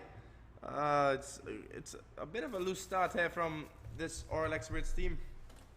Yeah, both bowlers seems to be missing a trick here with the new ball. They've been inconsistent so far, and hopefully you'll be able to get it right in the next coming balls. I would definitely like to see the square cutters come close to chasing this down. It'll be a very exciting match as Ned is pulling that one just back of a length, and it goes all the way to the boundary for 4. A fantastic shot there by Jarrell Ned. Indeed, a very good shot there. That delivery was way too short from Walcott. You don't have the pace to be banging it into the pitch there, and you just pulling that one into the mid-wicket boundary for 4 more runs. Good start. Ned is moving along nicely. That's his second boundary. He's on 9. Proving the statistician wrong. He has a nickname of Hit Stick Boyo, but it's not going on like that tonight. He's hitting them to the boundary. And they'll need a lot more from Ned if they are to get anyway close to this total here tonight. Oh, as we see that man, a deep cow corner. Not too sure. The field, a very unorthodox field, but the in is Walcott again. And Ned is playing that one just to the man at point. Garcia does the fielding. So Hit Sticks Boyo, he's middling them tonight.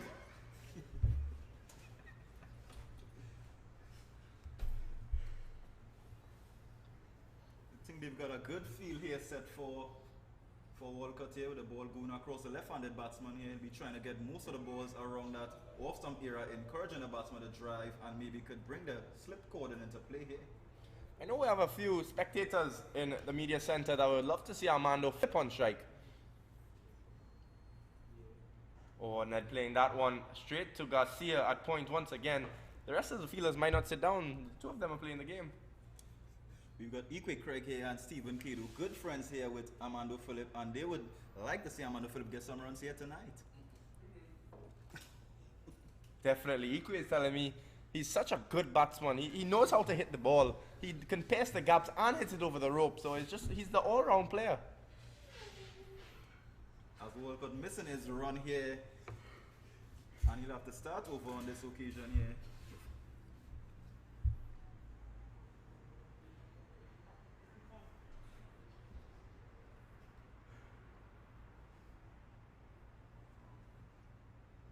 Good delivery here from Walcott, swinging away from the left-handed batsman as he is driving it in the outer half of the bat, and there's no run.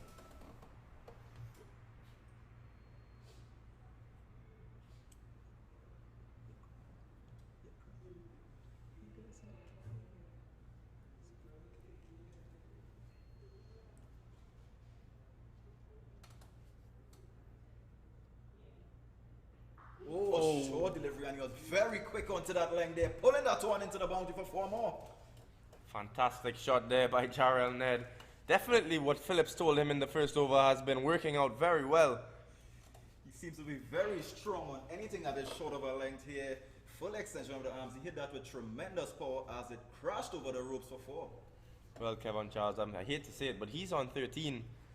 Every batsman hates that number. We don't know what is wrong with it. It just, funny things happen, as I've been saying it throughout the whole tournament. If I was a batsman, I'm looking to, if I'm on 12, I'm looking to get a 2. Most definitely, I've been out a few times on this number, so every time I'm close to the number, I'll try to get off strike or try to get a boundary. Oh, wide delivery there, swinging away, and he's just throwing his bat very recklessly at that one, makes no contact. And the scores goes on to 19 without loss.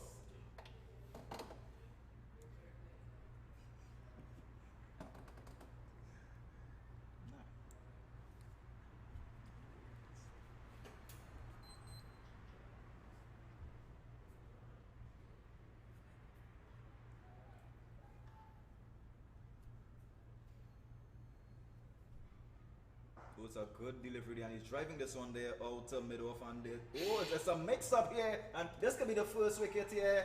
The umpire sends him and that's the fall of the first wicket. Very poor running between the wickets here. It's 19 for 1. Oh, I definitely think that they could have gotten one off the misfield there. Phillips had taken off early enough.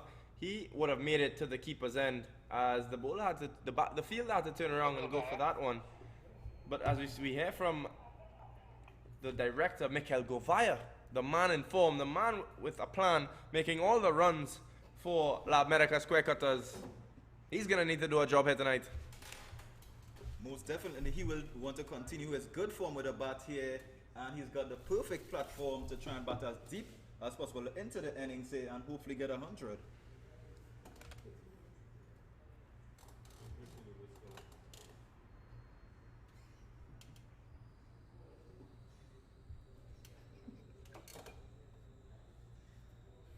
So, Kevin Charles, I heard that this is your very good friend, Mikel Govaya. What do you have to say about him? What are his attributes? What is his strong point? Well, to be honest, I've not seen much of him here because I'm not a Queen's Park player anymore. But I've heard good things so far from him. He's a good batsman. I've heard from Keston Lewis, and I'll trust his judgment on that. Equally, Craig was telling me he's one of your best of friends, so I thought you would have known his attributes and what he could have done, what he brings to the table. And you see Eric Garcia from the media center in there. This delivery was just rushing him here.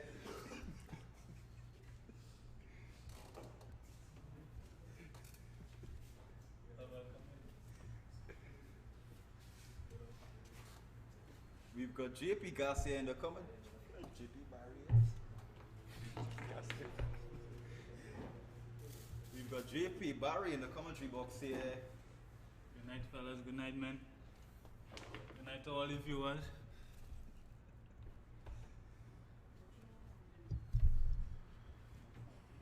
We've got Eric Garcia here from the media center, and we've got 2 slips and a gully in place. We've got a third man, a sweeper on the cover boundary, mid-off, cover. Oh, and this delivery is slapping this one there out to mid-off, and there's no run. It was in the air for a while, and maybe the fielder could have made a better effort there in diving forward. He could have had the second wicket.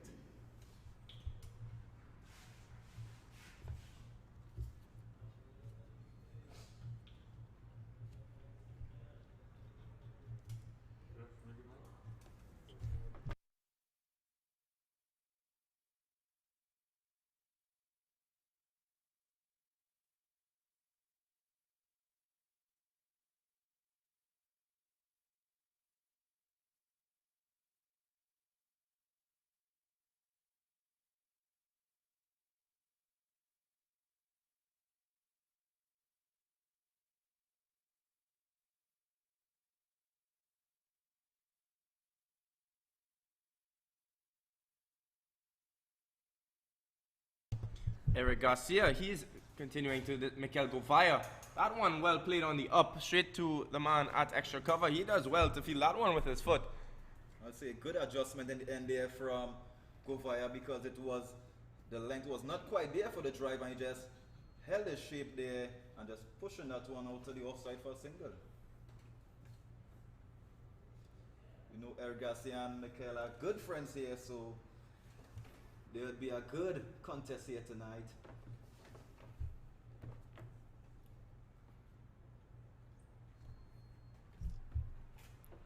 Good delivery there, just cutting the crease. No wide signal by the umpire. And Armando Phillips seems like he wants to bat for a long time here. Normally he's very fluent and aggressive at the top of the innings, but tonight he seems to be playing the second fiddle here to Govaya.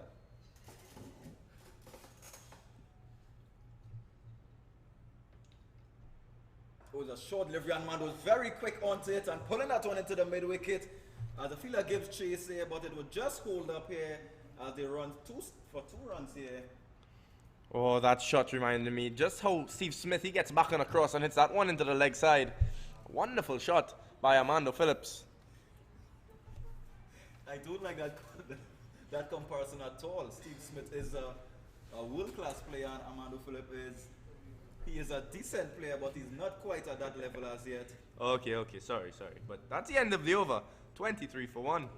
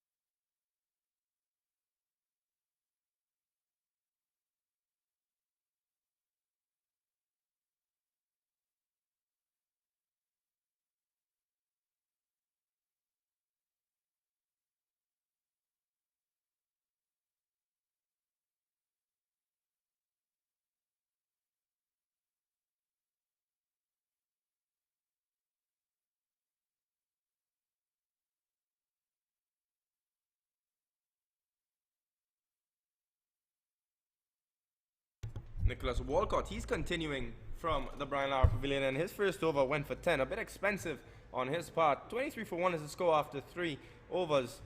They require 9.89 and over.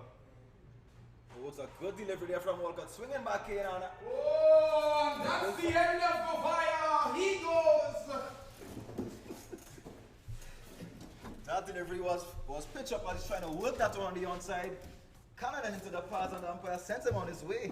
That's the second wicket down here tonight. Yeah, Govaya has to go. He won't get any big score tonight. He goes for 1.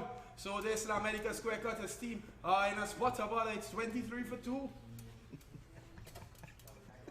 Yes.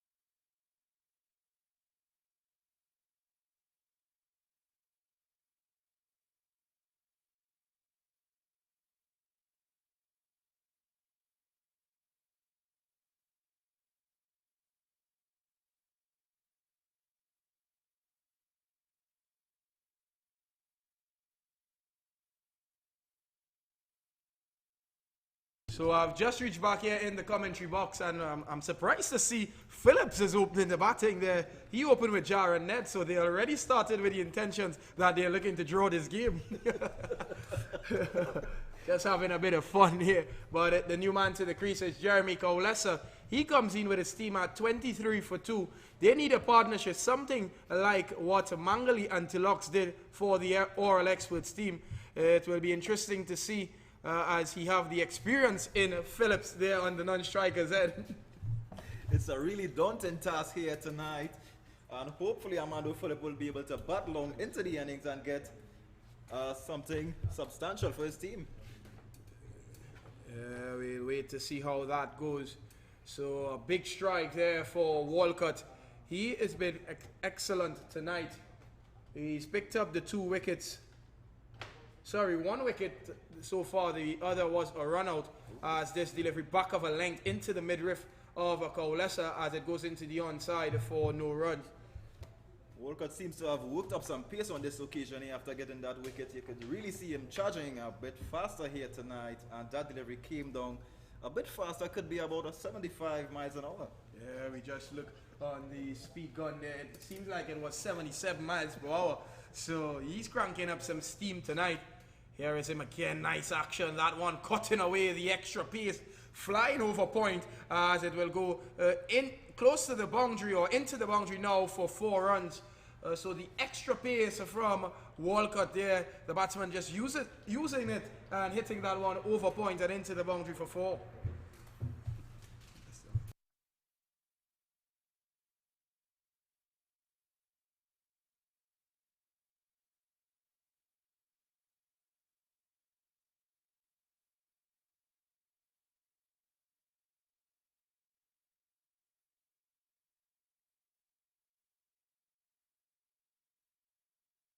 So here is Walcott again as he runs in this delivery. The batsman hitting that one, more or less slapping that one down to the long off position for a single.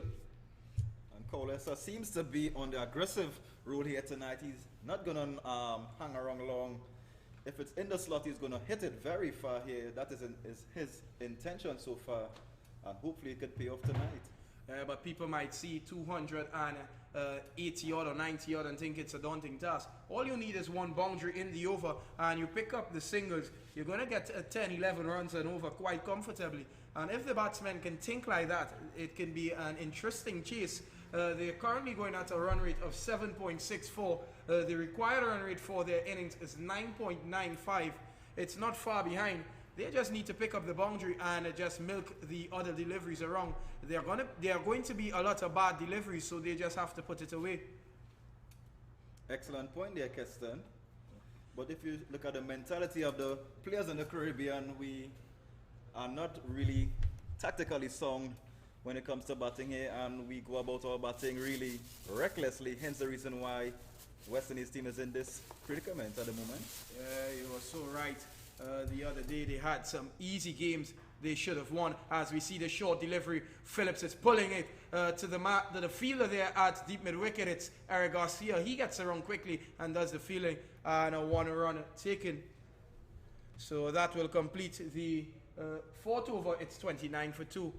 But getting back to your point, we saw a lot of games where West Indies could have won because no one really put down their head and decided that we just need to take it safe from here.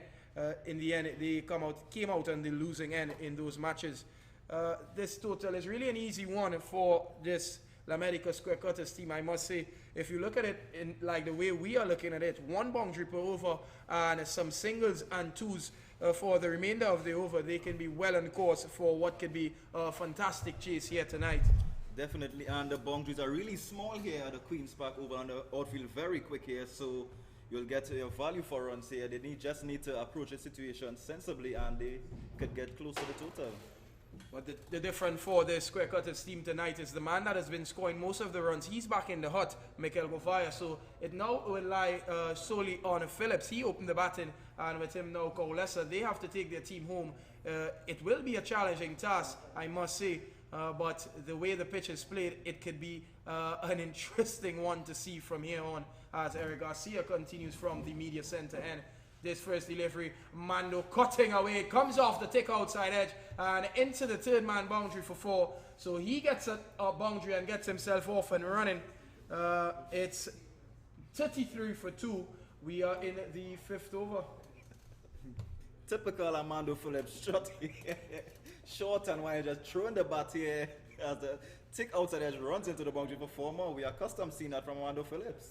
Yeah, he's probably going to take the runs however they come at the moment because it's 9.95 per over. They need this delivery nicely on the back foot, just pushing that one to the field at backward point. It's Sean Augustus there. He does the fielding and no runs taken. Solid looking shot from Phillips. He definitely looks like he's in a bit of form. Well, he seems to be growing in confidence there after that boundary here, and hopefully he could go on tonight and get a big total. Short delivery again, he's throwing his bat, makes no contact as it goes into the wicketkeeper Mirage, and there's no run. If I'm to be a bit critical, the young Eric Garcia, he's bowled a bit too wide in this over so far. He probably should be starting that ball on around the off stump, trying to utilize whatever movement there is around and see if he can utilize as well the two slips and the three slips that they have in place. Here is him again as he runs in this time. This delivery pitched up, coming off the inner half of the bat of Phillips into the onside. The fielder at mid-wicket has to run around to backward square, and in the end he does the field, and it's going to be one run.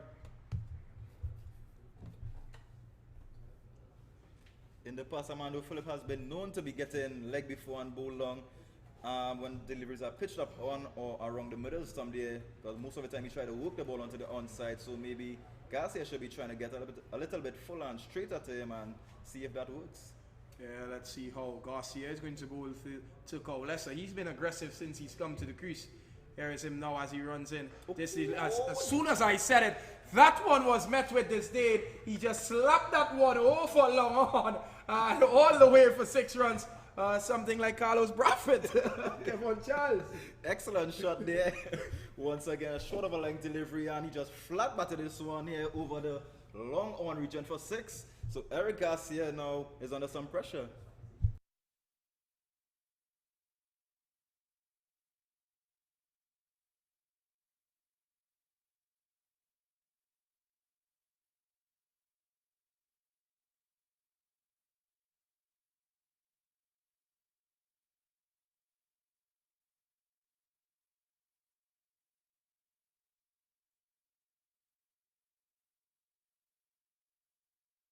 So Cowlessa, clearly he's going to be aggressive. I still don't like this change from Garcia now. He's going around the wicket through the right-hander.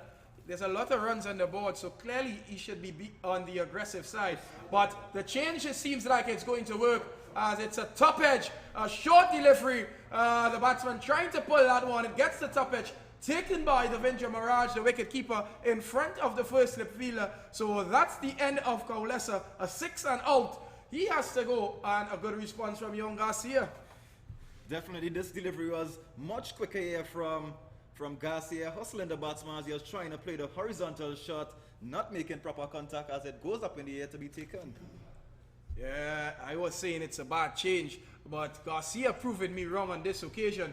He went around the wicket and really cramped Cowlessa for any room there. In the end, all he can do is hit that one up in the air, and he perishes. He goes for 11. It's 40 for 3. And just as we were talking earlier on about playing sensible cricket, you just got a boundary there, the 68 over mid-wicket, and then there was a boundary early on in the over with the top edge here from Armando Phillip. And then he go and play that shot. That's really poor cricket here tonight. We can see the new man to the crease is Ricketts. He was really expensive with the ball. We'll wait to see how he goes with the bat. He definitely needs to put on a show here and probably give his team back some of the runs that he gave away.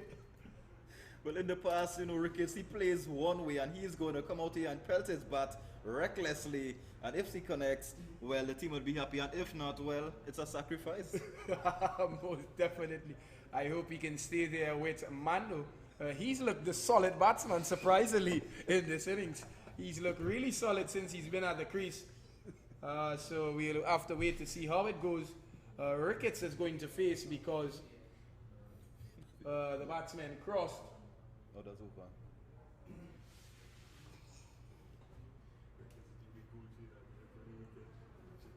Here is Walcott into Ricketts. This one, he's defending it, coming off the inner half of the bat, down to the fielder at fine leg for a single. So he gets himself off the mark immediately.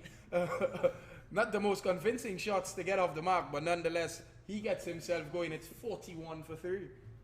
Well, let's see how Armando Phillip is going to approach his innings now. 3 wickets is down, and he would be trying to play either the stabilizing role or he would try to go after the bowling. All we can do is wait and see.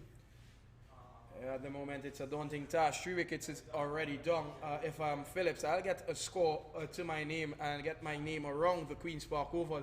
This delivery, he's coming outside off and just working that one into the onside, and there is no runs. He has to be careful because if he's looking to go into the offside like that, those pitched up deliveries, if he misses them on the stumps, he could be a goner.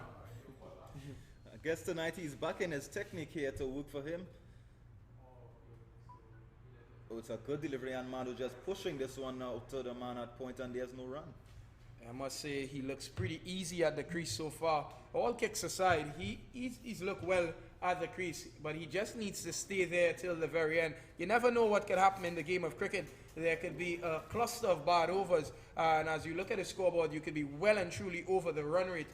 As we see Walcott just pulling out of his delivery stride. Last minute dead ball signal by the umpire.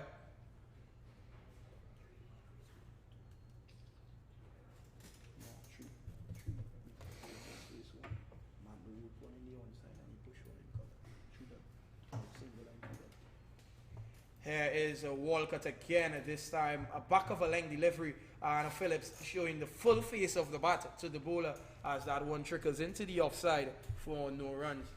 I must admit, this is the first time I've seen Armando Phillip look so solid with a bat.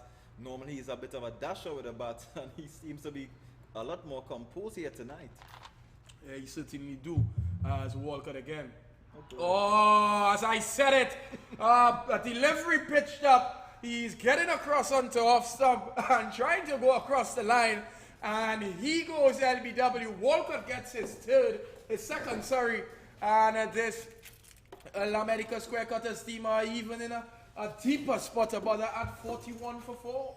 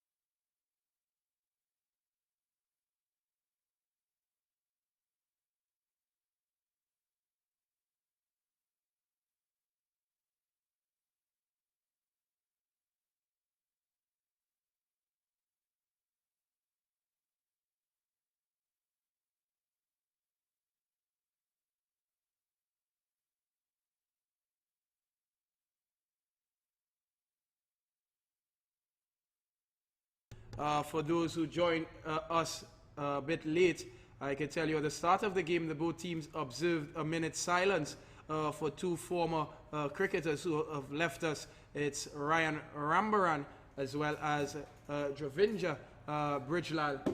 Those two passed on. Brijlal going, I think, 2 days ago, and Ryan a year on the same day. So quite some sad news, as the teams paid respect for those fellow soldiers that left them.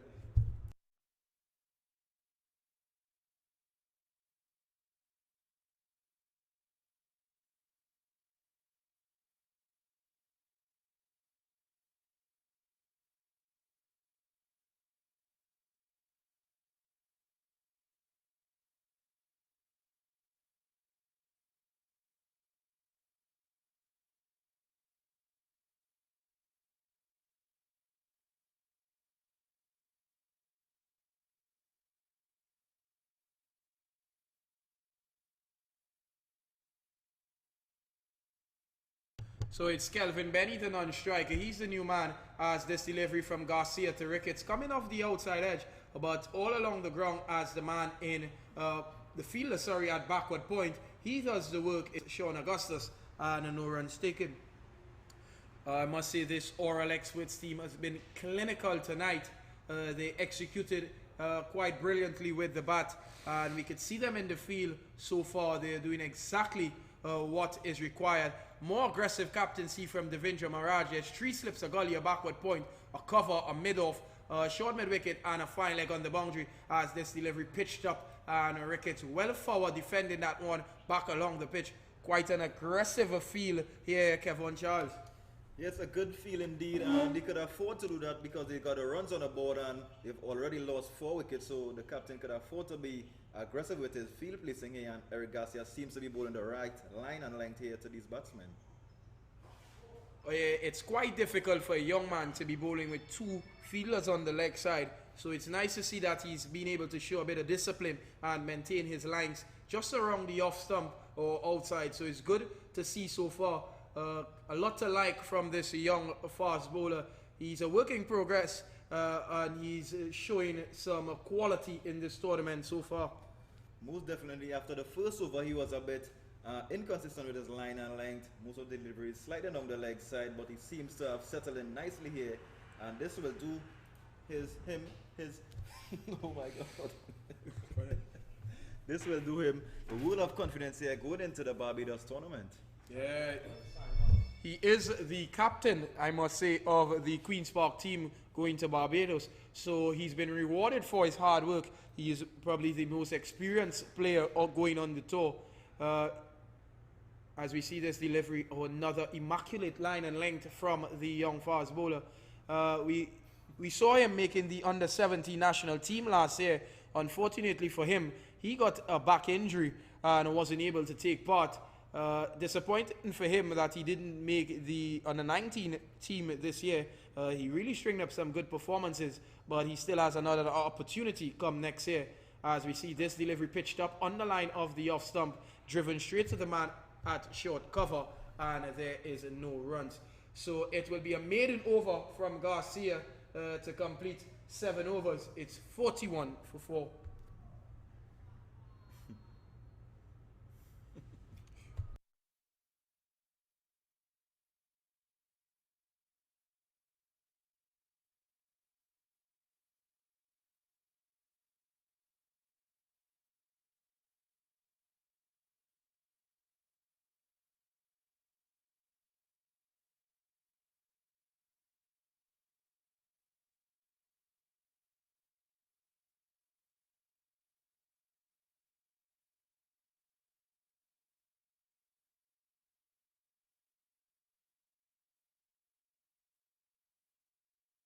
So Walcott will continue from the Bryan Lara Pavilion end. There's 2 slip back, where is that?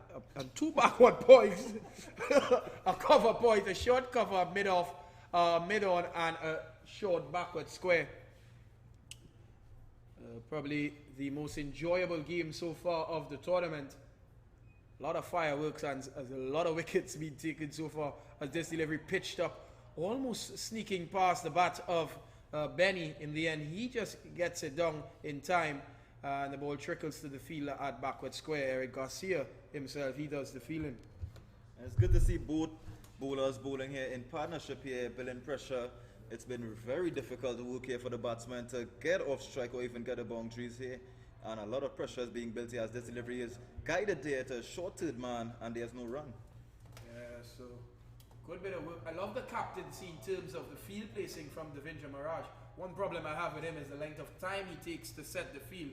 But I love the fact that he is backing his bowlers to hit those areas and giving them the feel that they need. As we see this delivery pitched up on the line of the leg stump, just driven to the fielder at mid-on, and there is no runs.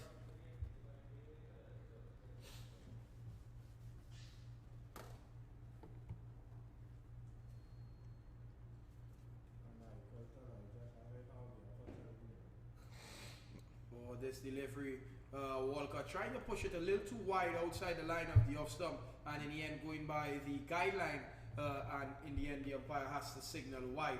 So he'll be disappointed with that one. He'll want to rebound from that wide delivery and hopefully get the wicket of Benny. So far, I've liked the plan of Walcott here. The first couple deliveries was a bit straighter to the left-handed batsman and then throwing this one a bit wider, trying to entice him into the drive. Oh, it's short delivery and Mason is diving for the air. And he's put it down, but some good fling in the end. Oh, that is fantastic work from young Eric Garcia. Short ball pulled away to him. He attempted to take what would have been a fantastic diving catch. The ball just bounced in front of him. He reacted quickly, picked up the ball and whipped in a throw just over the bails. And at that cricket, he goes run out. And we can see Akeem Hossain running in to have a few words. Great piece of fielding from young Hamsey there, better known as Eric Garcia. You know, he sort of reminds me of a sort of Dwayne Bravo / Andrew Russell in the field, to be honest. Of late, I can remember the times he was spilling everything. Definitely, but I won't speak about that too much. You know, the younger guys like JP Barry and those guys, they give him a lot of peacock, so I don't really want them to hear these sort of comments. You know.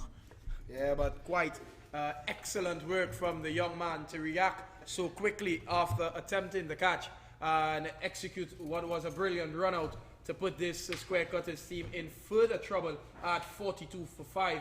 The new man to the crease, it's Kurban Ali. He was expensive with the ball. We saw Tallawahs hit him for, was it 28 in an over? So he'll want to come out here and show some bit of class with the bat. We'll have to wait to see how that goes.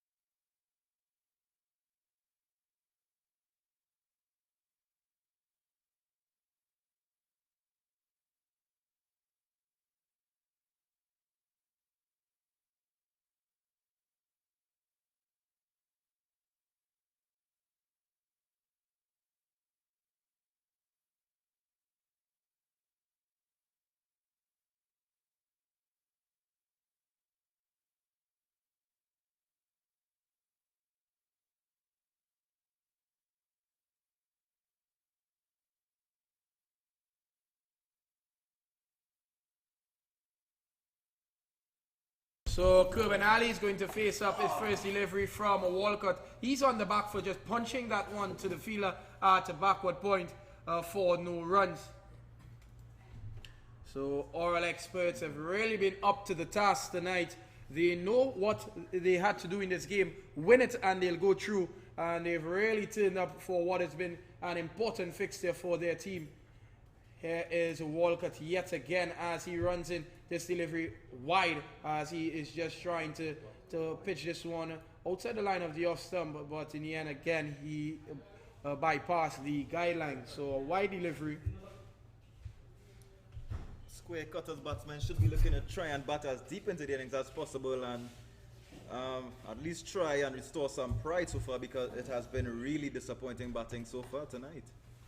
I think that the two games of the tournament that should have served up an interesting clash, the Fatima and Run Getters game, what we label as the big game for the tournament, it was pretty disappointing. And another big match in the tournament is this one, because it's do or die for these two teams. Really turned up to be quite disappointing.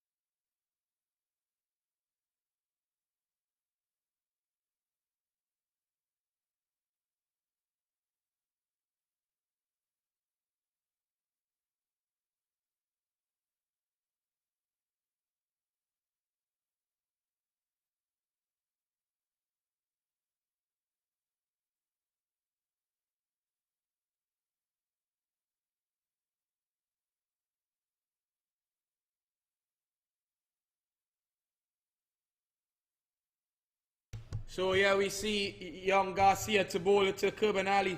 There is some sloppy feeling there by the man at backward point to allow them to get through for the single. Sean Augustus there, clearly taking a page from Jonathan Augustus. So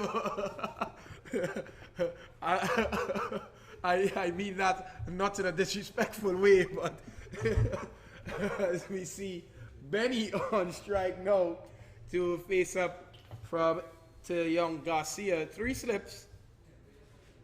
Here is him as he runs in. Oh! And it's put down there at second slip. In getting the edge was Garcia of Benny, and it was put down by the fielder at second slip. Disappointment for Garcia as he just walks back to his mark with his head down. That could have been another fantastic wicket for the young man, and it would have set up the batsman pretty well.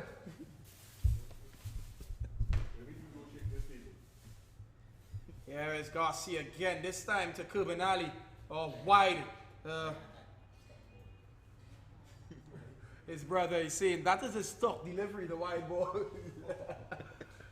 Really disappointing there, having 3 slip in play on a gully. That was a regulation catch put down there. Very disappointing here for Eric Garcia. Yeah, Garcia bowling clearly to the plan of the Oral Expert skipper and getting the edge, but the field wasn't able to hold on. As we see Garcia again. And this time, a fantastic delivery from Garcia. More or less the test line that we want to see. Just on the line of the off stump, going away from the left-handed Curban Ali. He was pushing at that one. It got the edge. And the man who dropped it the couple balls before, Walcott, on this occasion hanging on. So that's the end of Curban Ali. He goes for 1. Got second slip of the bowling of Garcia. And fantastic bowling from the young man. A peach of a delivery. Pitched on about middle and off, swung away and got the edge of Curban Ali, who never seemed to look like he was in at any point in time. Edged the second slip, snapped up on the second chance, and 48 for 5. 48?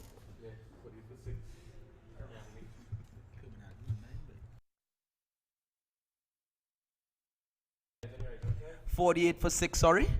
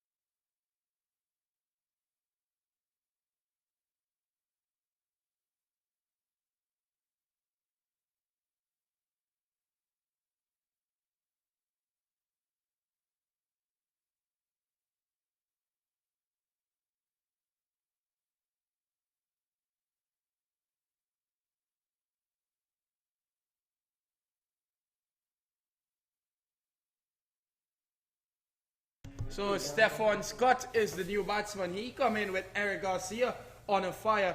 Bowling in some really immaculate line and length at the moment. There is 3 slips and a gully for the young Garcia as he will bowl to the right-handed Scott. Here is him now as he passes the umpire. This first delivery attacking the stumps was Garcia, and Scott was solidly behind that one, and there is no runs.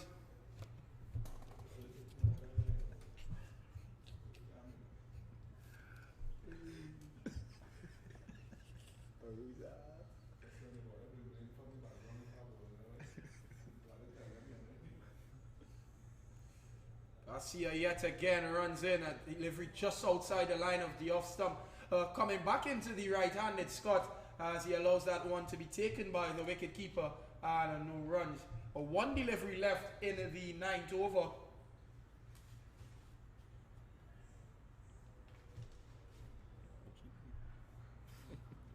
He's definitely going to have get a lot of wickets in Barbados if he continues to hit those line and lengths. Kevin Charles, what do you think of a young Garcia? Well, I think the wickets over there will suit him. It's a bit. Oh, that's a good shot. Short of a length, and he just cutting that one away to the boundary. That's 4 more. Commentators curse on this occasion, Kevin, but a really bad delivery from him. There, it was a long up wide outside the line of the off stump, and the batsman, all he can do is just hit that over the infield and into the boundary for 4 runs. It's good to see Scott there. Even though 6 wickets are down, he was still able to put away that delivery. It was short of a length outside the off stump, and he just throwing his arms at it and making proper connection. Yeah, so back to my point, young Garcia has bowled some really top lengths in this game so far.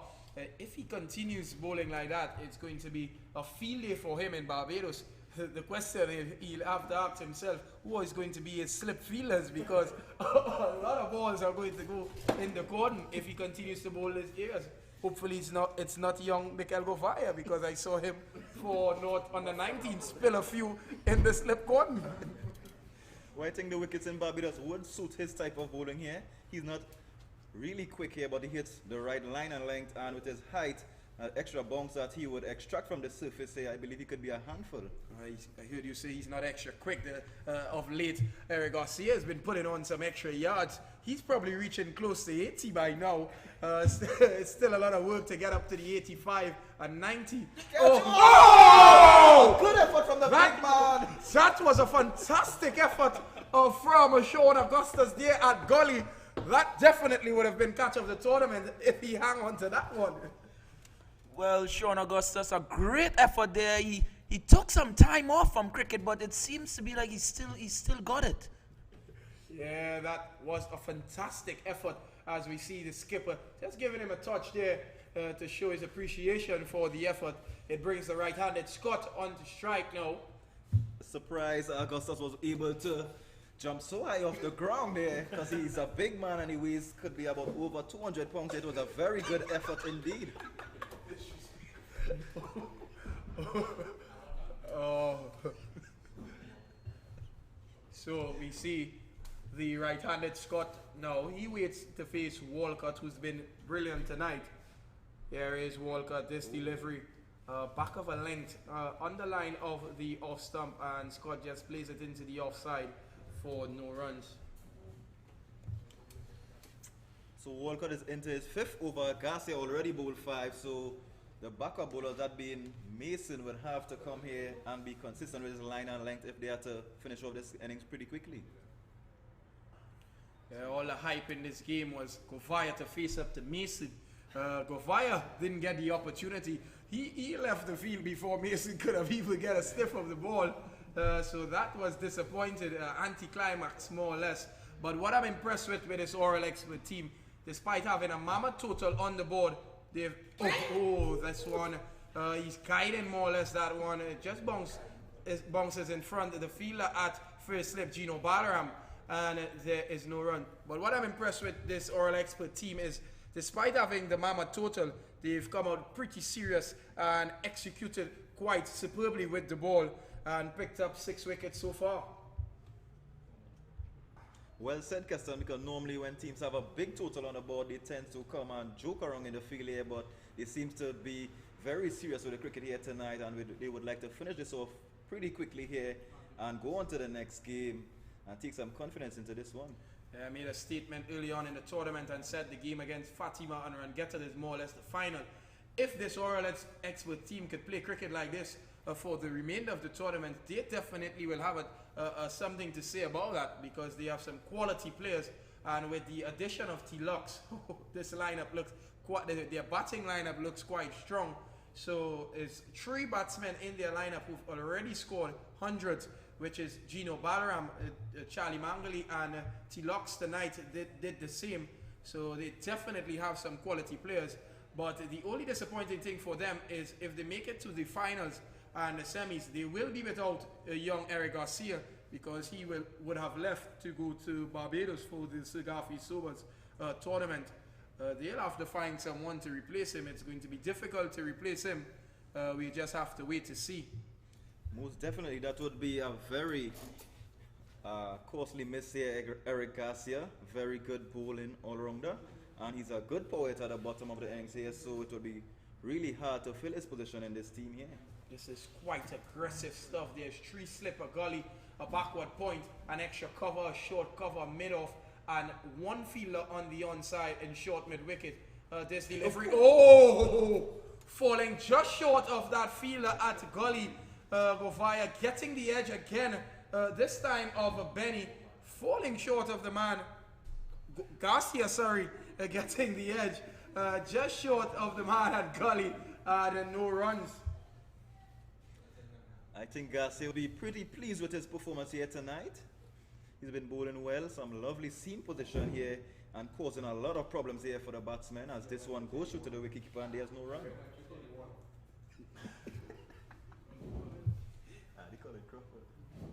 So good stuff from Garcia. He's maintained his discipline. He's bowled a channel that would entice the edge of the batsman, and he's done it on a few occasions so far in the game. Here is him yet again as he runs it now, passes the umpire. This time it's going to be a wide. Some sloppy work from the wicket keeper as it goes through as well for the extra. As you can see in the last couple of deliveries, the wicket seems to be staying a bit low here. We know a lot of cricketers played on this surface here, and it could be a bit, the wicket could be a bit wary at the moment here. So maybe the keeper and the slip cone could take a few steps up so that delivery might actually carry. Clearly, like you are watching a different game, because those are some full deliveries. You don't expect full deliveries to fly head height to the wicket keeper. But we wait to see if what you're seeing is true. I don't think any pitch here at the Oval is going to deteriorate with the quality of ground staff we have at the moment. The likes of Andy Alexander, Ian Ramsey, and not to mention myself, the lowest. So, as we see this delivery, on this occasion, Devendra Mirage taking this one waist height. So,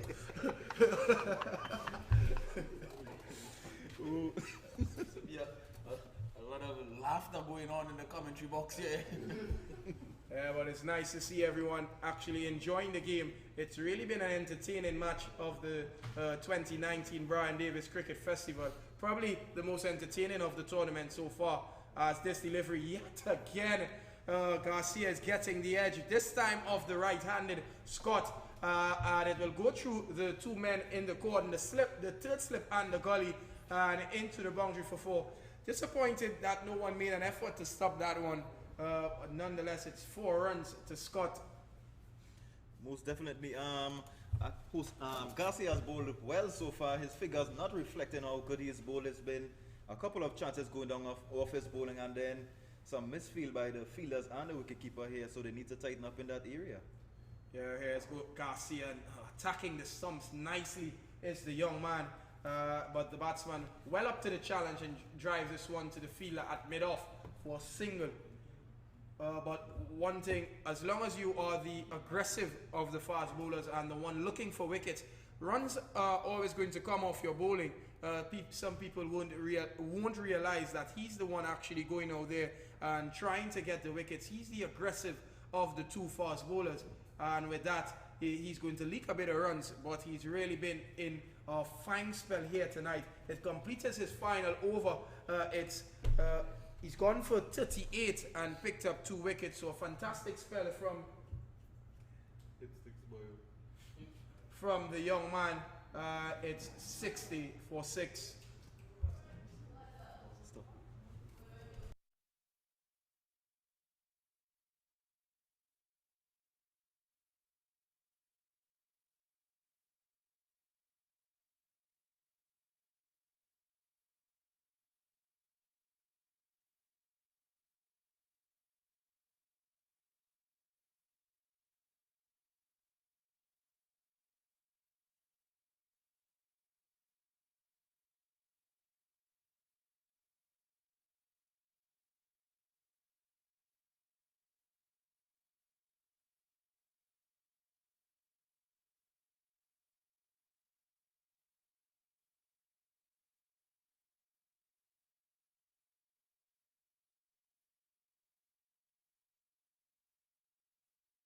Here is a Walcott to continue this delivery. Back of a lane coming back into Scott as he just works this one into the onside. The mid-wicket fielder, Raj Ramkissoon, he does the fielding there and no runs. It's been really slow going here from the batting unit here after losing 6 wickets. Hopefully they would be able to get up to a respectable total and salvage some pride.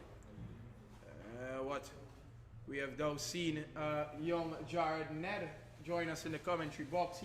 He kept for the La Medica Square Cutters team, and he will definitely need a bit of time to get over that poor bit of wicket-keeping display we saw, as well as that disappointing run out. He was actually looking good with the bat for once, so he will be disappointed the way that he out. So we see a single was taken, so it brings the left-handed Benny to the strike.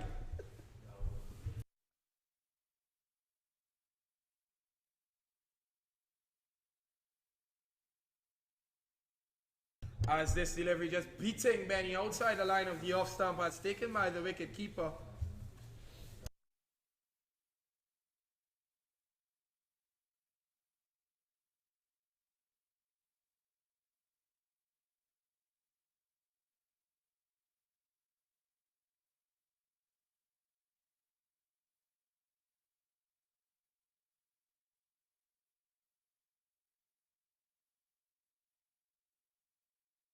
So I'm here with young Ned. I hear a lot of people calling him Hit Sticks Boy. We'll get to that shortly. But the question I have to ask him is, how is the pitch playing here at the Queen's Park Oval? Beautiful. A man of very few words. It's not often that you spend so long at the crease. So it definitely was one of your most enjoyable innings, I must say. Probably disappointed with the run out. Yeah, definitely. See how it's hitting the ball well, but yeah. With that score, you know what I'm supposed to do?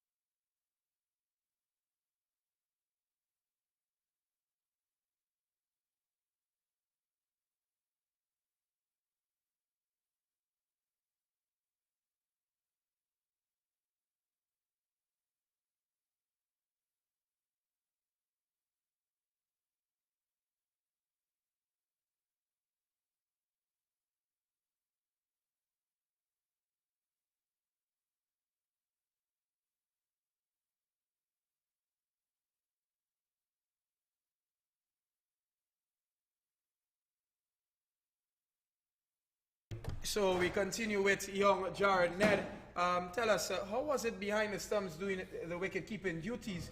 So you let a few go. Explain that to me. Well, it's always difficult to keep when every ball is going for 6. You don't know, you don't expect the ball to come to you. Expect it to be in the stands. No disrespect to my players.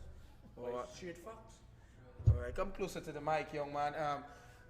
I'm trying to figure out for the longest while. Sorry, I've been hearing a lot of people around the oval and all over the country calling you Hit Sticks Boy. Can you explain to me what that term means? Well, that comes from Akilo saying, you see how this look like boyo, and I just get my stick shit regularly. When you say sticks, you mean your stumps. Is that true? Brother, I get out to hit ball long once in a while, but not plenty. And Ned is really a comedian, and he really had us laughing when he was out there wicket keeping. It's young Mason who is bowling here from the media center end.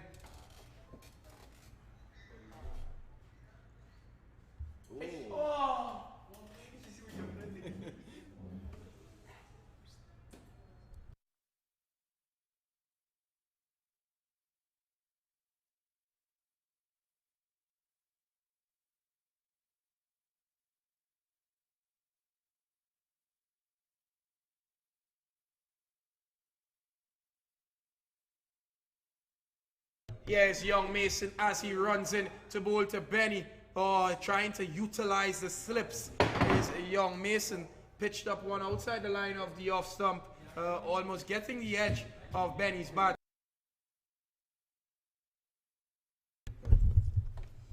So far it has been a good start here from Mason. Angling the deliveries across the left-handed bat. One wicket going down here. Yeah, Mason really he didn't look good at all while he was at the crease. He got an opportunity when Garcia was bowling.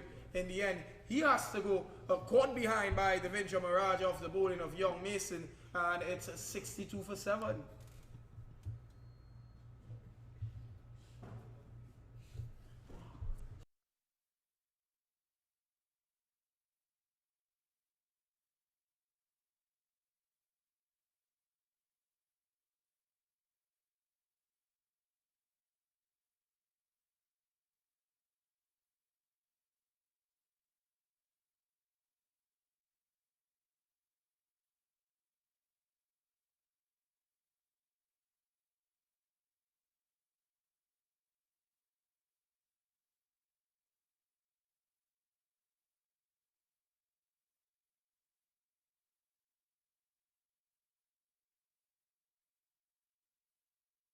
So the new man to the crease is Zayed Ali, an experienced campaign.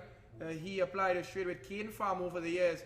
He'll be facing up to Mason, and this first delivery short outside the line of the off stump and cut away to the fielder at the point boundary for 1 run.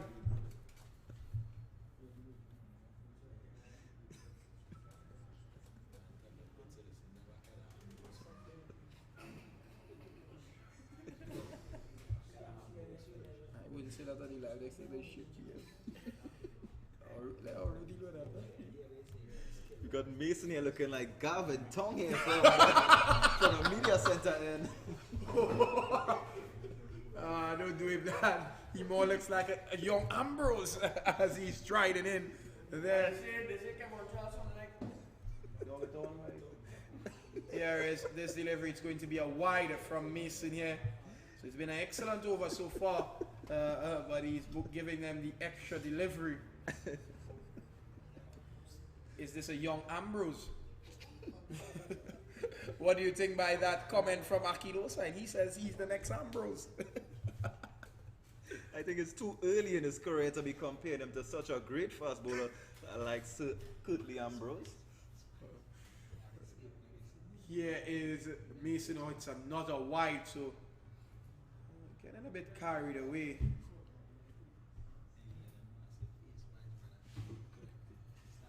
He's now correcting himself and saying pace-wise. I changed it.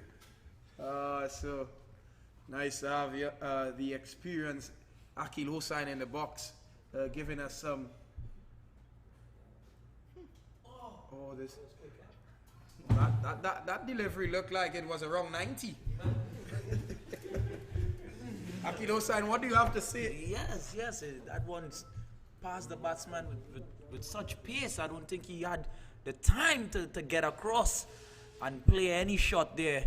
As Mason, as he takes his cap from the umpire, he's walking around having a chat with Garcia. He's probably telling him, I'm definitely going to go for the throat next ball. Yeah, you surely have been wanting to see chin music from Mason. Hopefully he can give you what you want, but I don't think the field that he has set by Devendra Mirage will allow him to bowl short balls, because he's bowling with one man on the onside with probably about 200 and over, and sliding around like that is good on his part. He's probably a fit lad.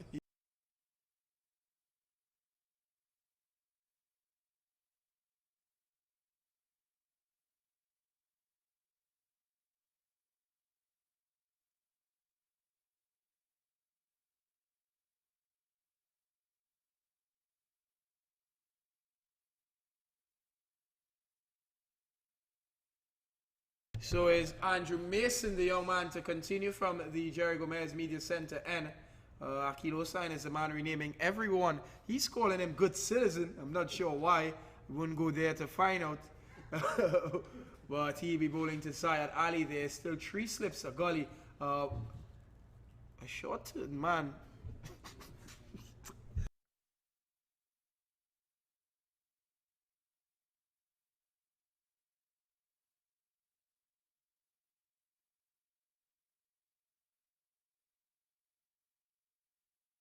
So we see Mason at the top of his mark. See him running into ball to Ali.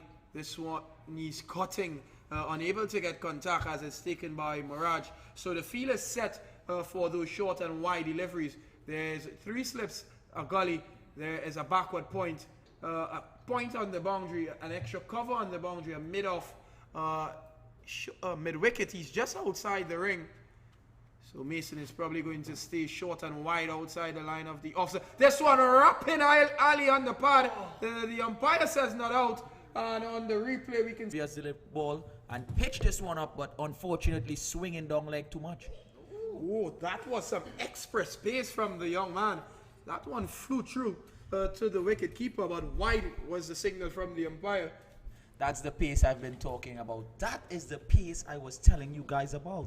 And this is why I went on to say he reminds me of the legend. I will not call his name before I get some peacock up here, but as he's in.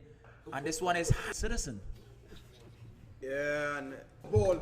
I can remember that a few weeks or months ago. I will definitely have to come in and put my colleague to a stop there, because that was definitely something that did not happen. You probably went unconscious for a minute. You didn't remember when it happened, but it certainly did. That one struck him in the head. He had to come out the nets. So he's definitely a fan of Good Citizen. He hasn't faced him since.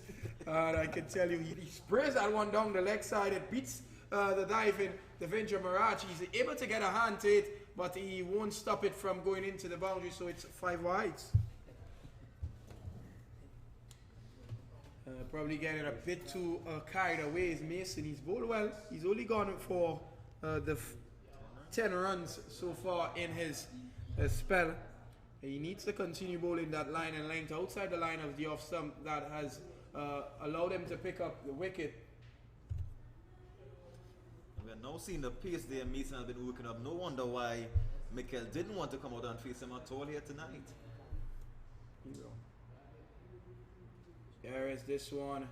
Oh, that's a nutting shot from Goodrich. He was just backing away, just throwing the bat behind that one. Was a full delivery. Had he gotten his front foot towards that ball, he could have driven that easily through the offside. Typical tail-ender stroke there. I don't think you want to get in line at all of that delivery. That shot reminds me of JP Barry. Most definitely. Most definitely.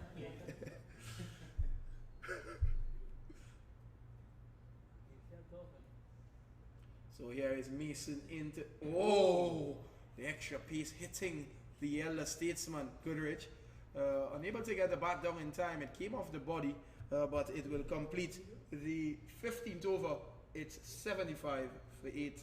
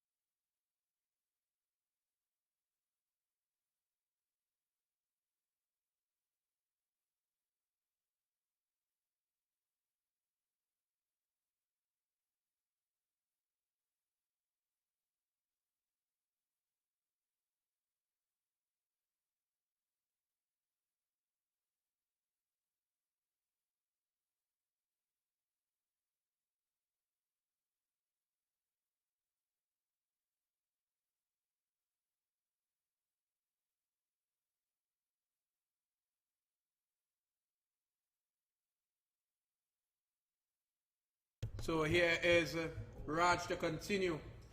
The magical hands of Raj Ramkisoon picked up the wicket of Scott. We see Zayed Ali getting the single. So We just heard that Raj was the leading wicket taker here for Oral Experts when they went to Canada, to Panama, sorry. So somebody carry Raj so far. This delivery getting the outside edge of Goodrich, but a good stop from Gino Balaram with his foot there at first slip. And there's no runs.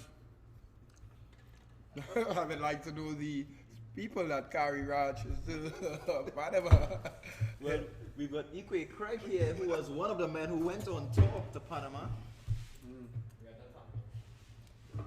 What I heard from that tour, they say that's the only place they ever saw Ikwe Craig score runs in Panama. So he definitely should have a go back there, because I remember he played with Curab Sports this season and he definitely helped them get demoted. And Raj has gone with another one. This one turning back in here and beating him on the inner half there. That's the 9th wicket going down. Raj has his second.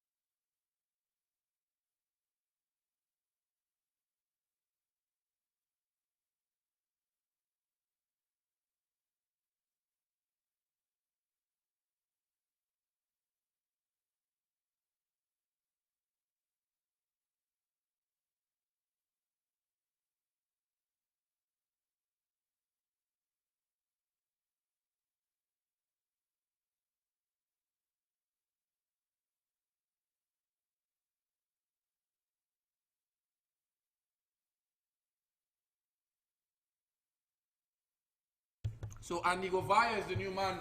Raj will be looking to finish things early, as Govaya just pushes that one into the offside for no runs.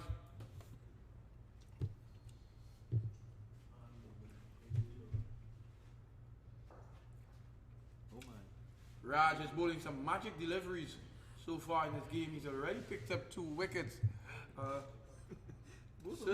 Certainly quality bowler, and one you definitely want to have in your bowling lineup.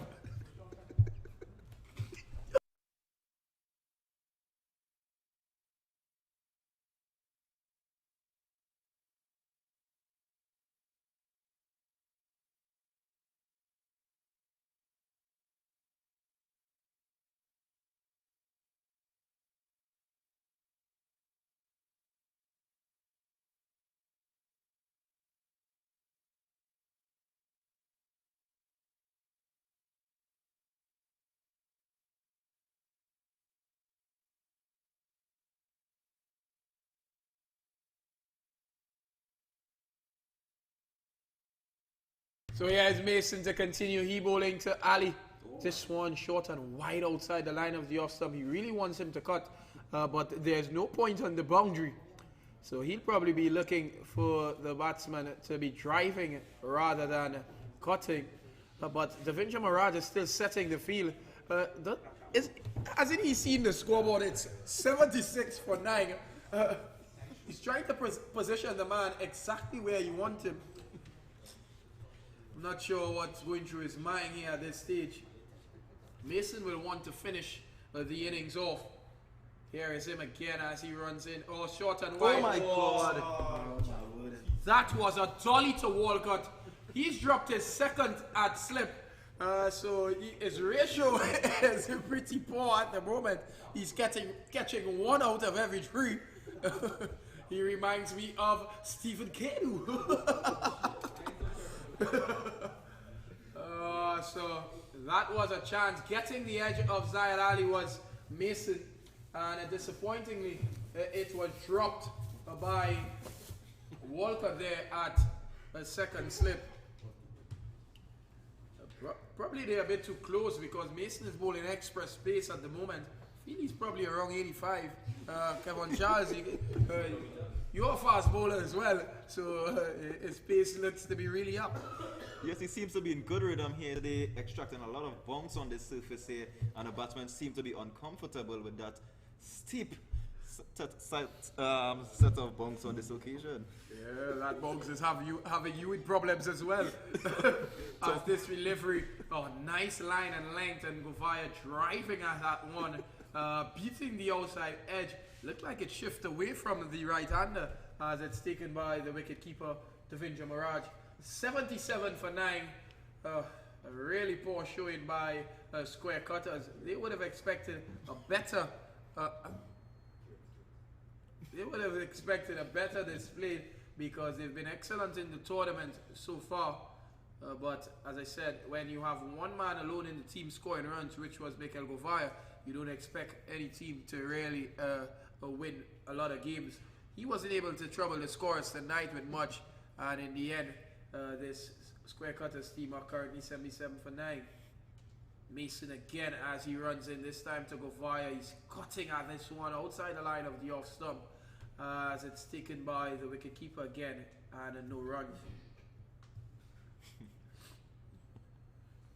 Kevin Charles, you would have been part of that Curep team throughout the season. This performance is similar to what you've experienced throughout the, so you would have a clear insight to how this square cutters team is currently feeling. That one hitting the pad, Mason isn't appealing as it was going down the leg side. Most definitely, the only difference between Curep and square cutters here is that we had 2 batsmen who was scoring most of the runs for us this season, that being Ikwe Craig with over 600 runs this season, and myself scoring just over about 400 runs this season. So that is the main difference here tonight. Oh. You said Ikwe Craig scored 600 odd runs. What league did you all play in this season? We played Premier 2. And Ikwe played Premier 2 Reserve? Are you trying this? Played first team here. Oh, that's interesting to see. First time I've really heard someone mention Ikwe Craig name with runs. So it's good to see that he's finally been able to get some runs on the board. Oh, and it's nice to see you back to form because over the years I've seen you in Harvard dominate Savannah cricket. You've been a legend in the Savannah. You've played all over the country, be it Premier 1, 2 championship cricket. So nice to see you back in the runs, and hope I know you as well doing a bit of physiotherapy as well. So anyone who is injured and looking for a physiotherapist, you can contact me at 326-9830. I will give you Kevin Charles' number as we see Raj getting the final wicket here. Caught at mid-order by Azad Ali. So that's the end of Zayed Ali. That's the end of the match. The oral experts have ended up victorious here. They have won this match quite comfortably. We just want to thank you for joining us here at Club Cricket TT yet again. We hope that you like and subscribe to the page. Click the bell icon so you'll know when we are with you again. Thanks to Kevin Charles, Akin Hosa.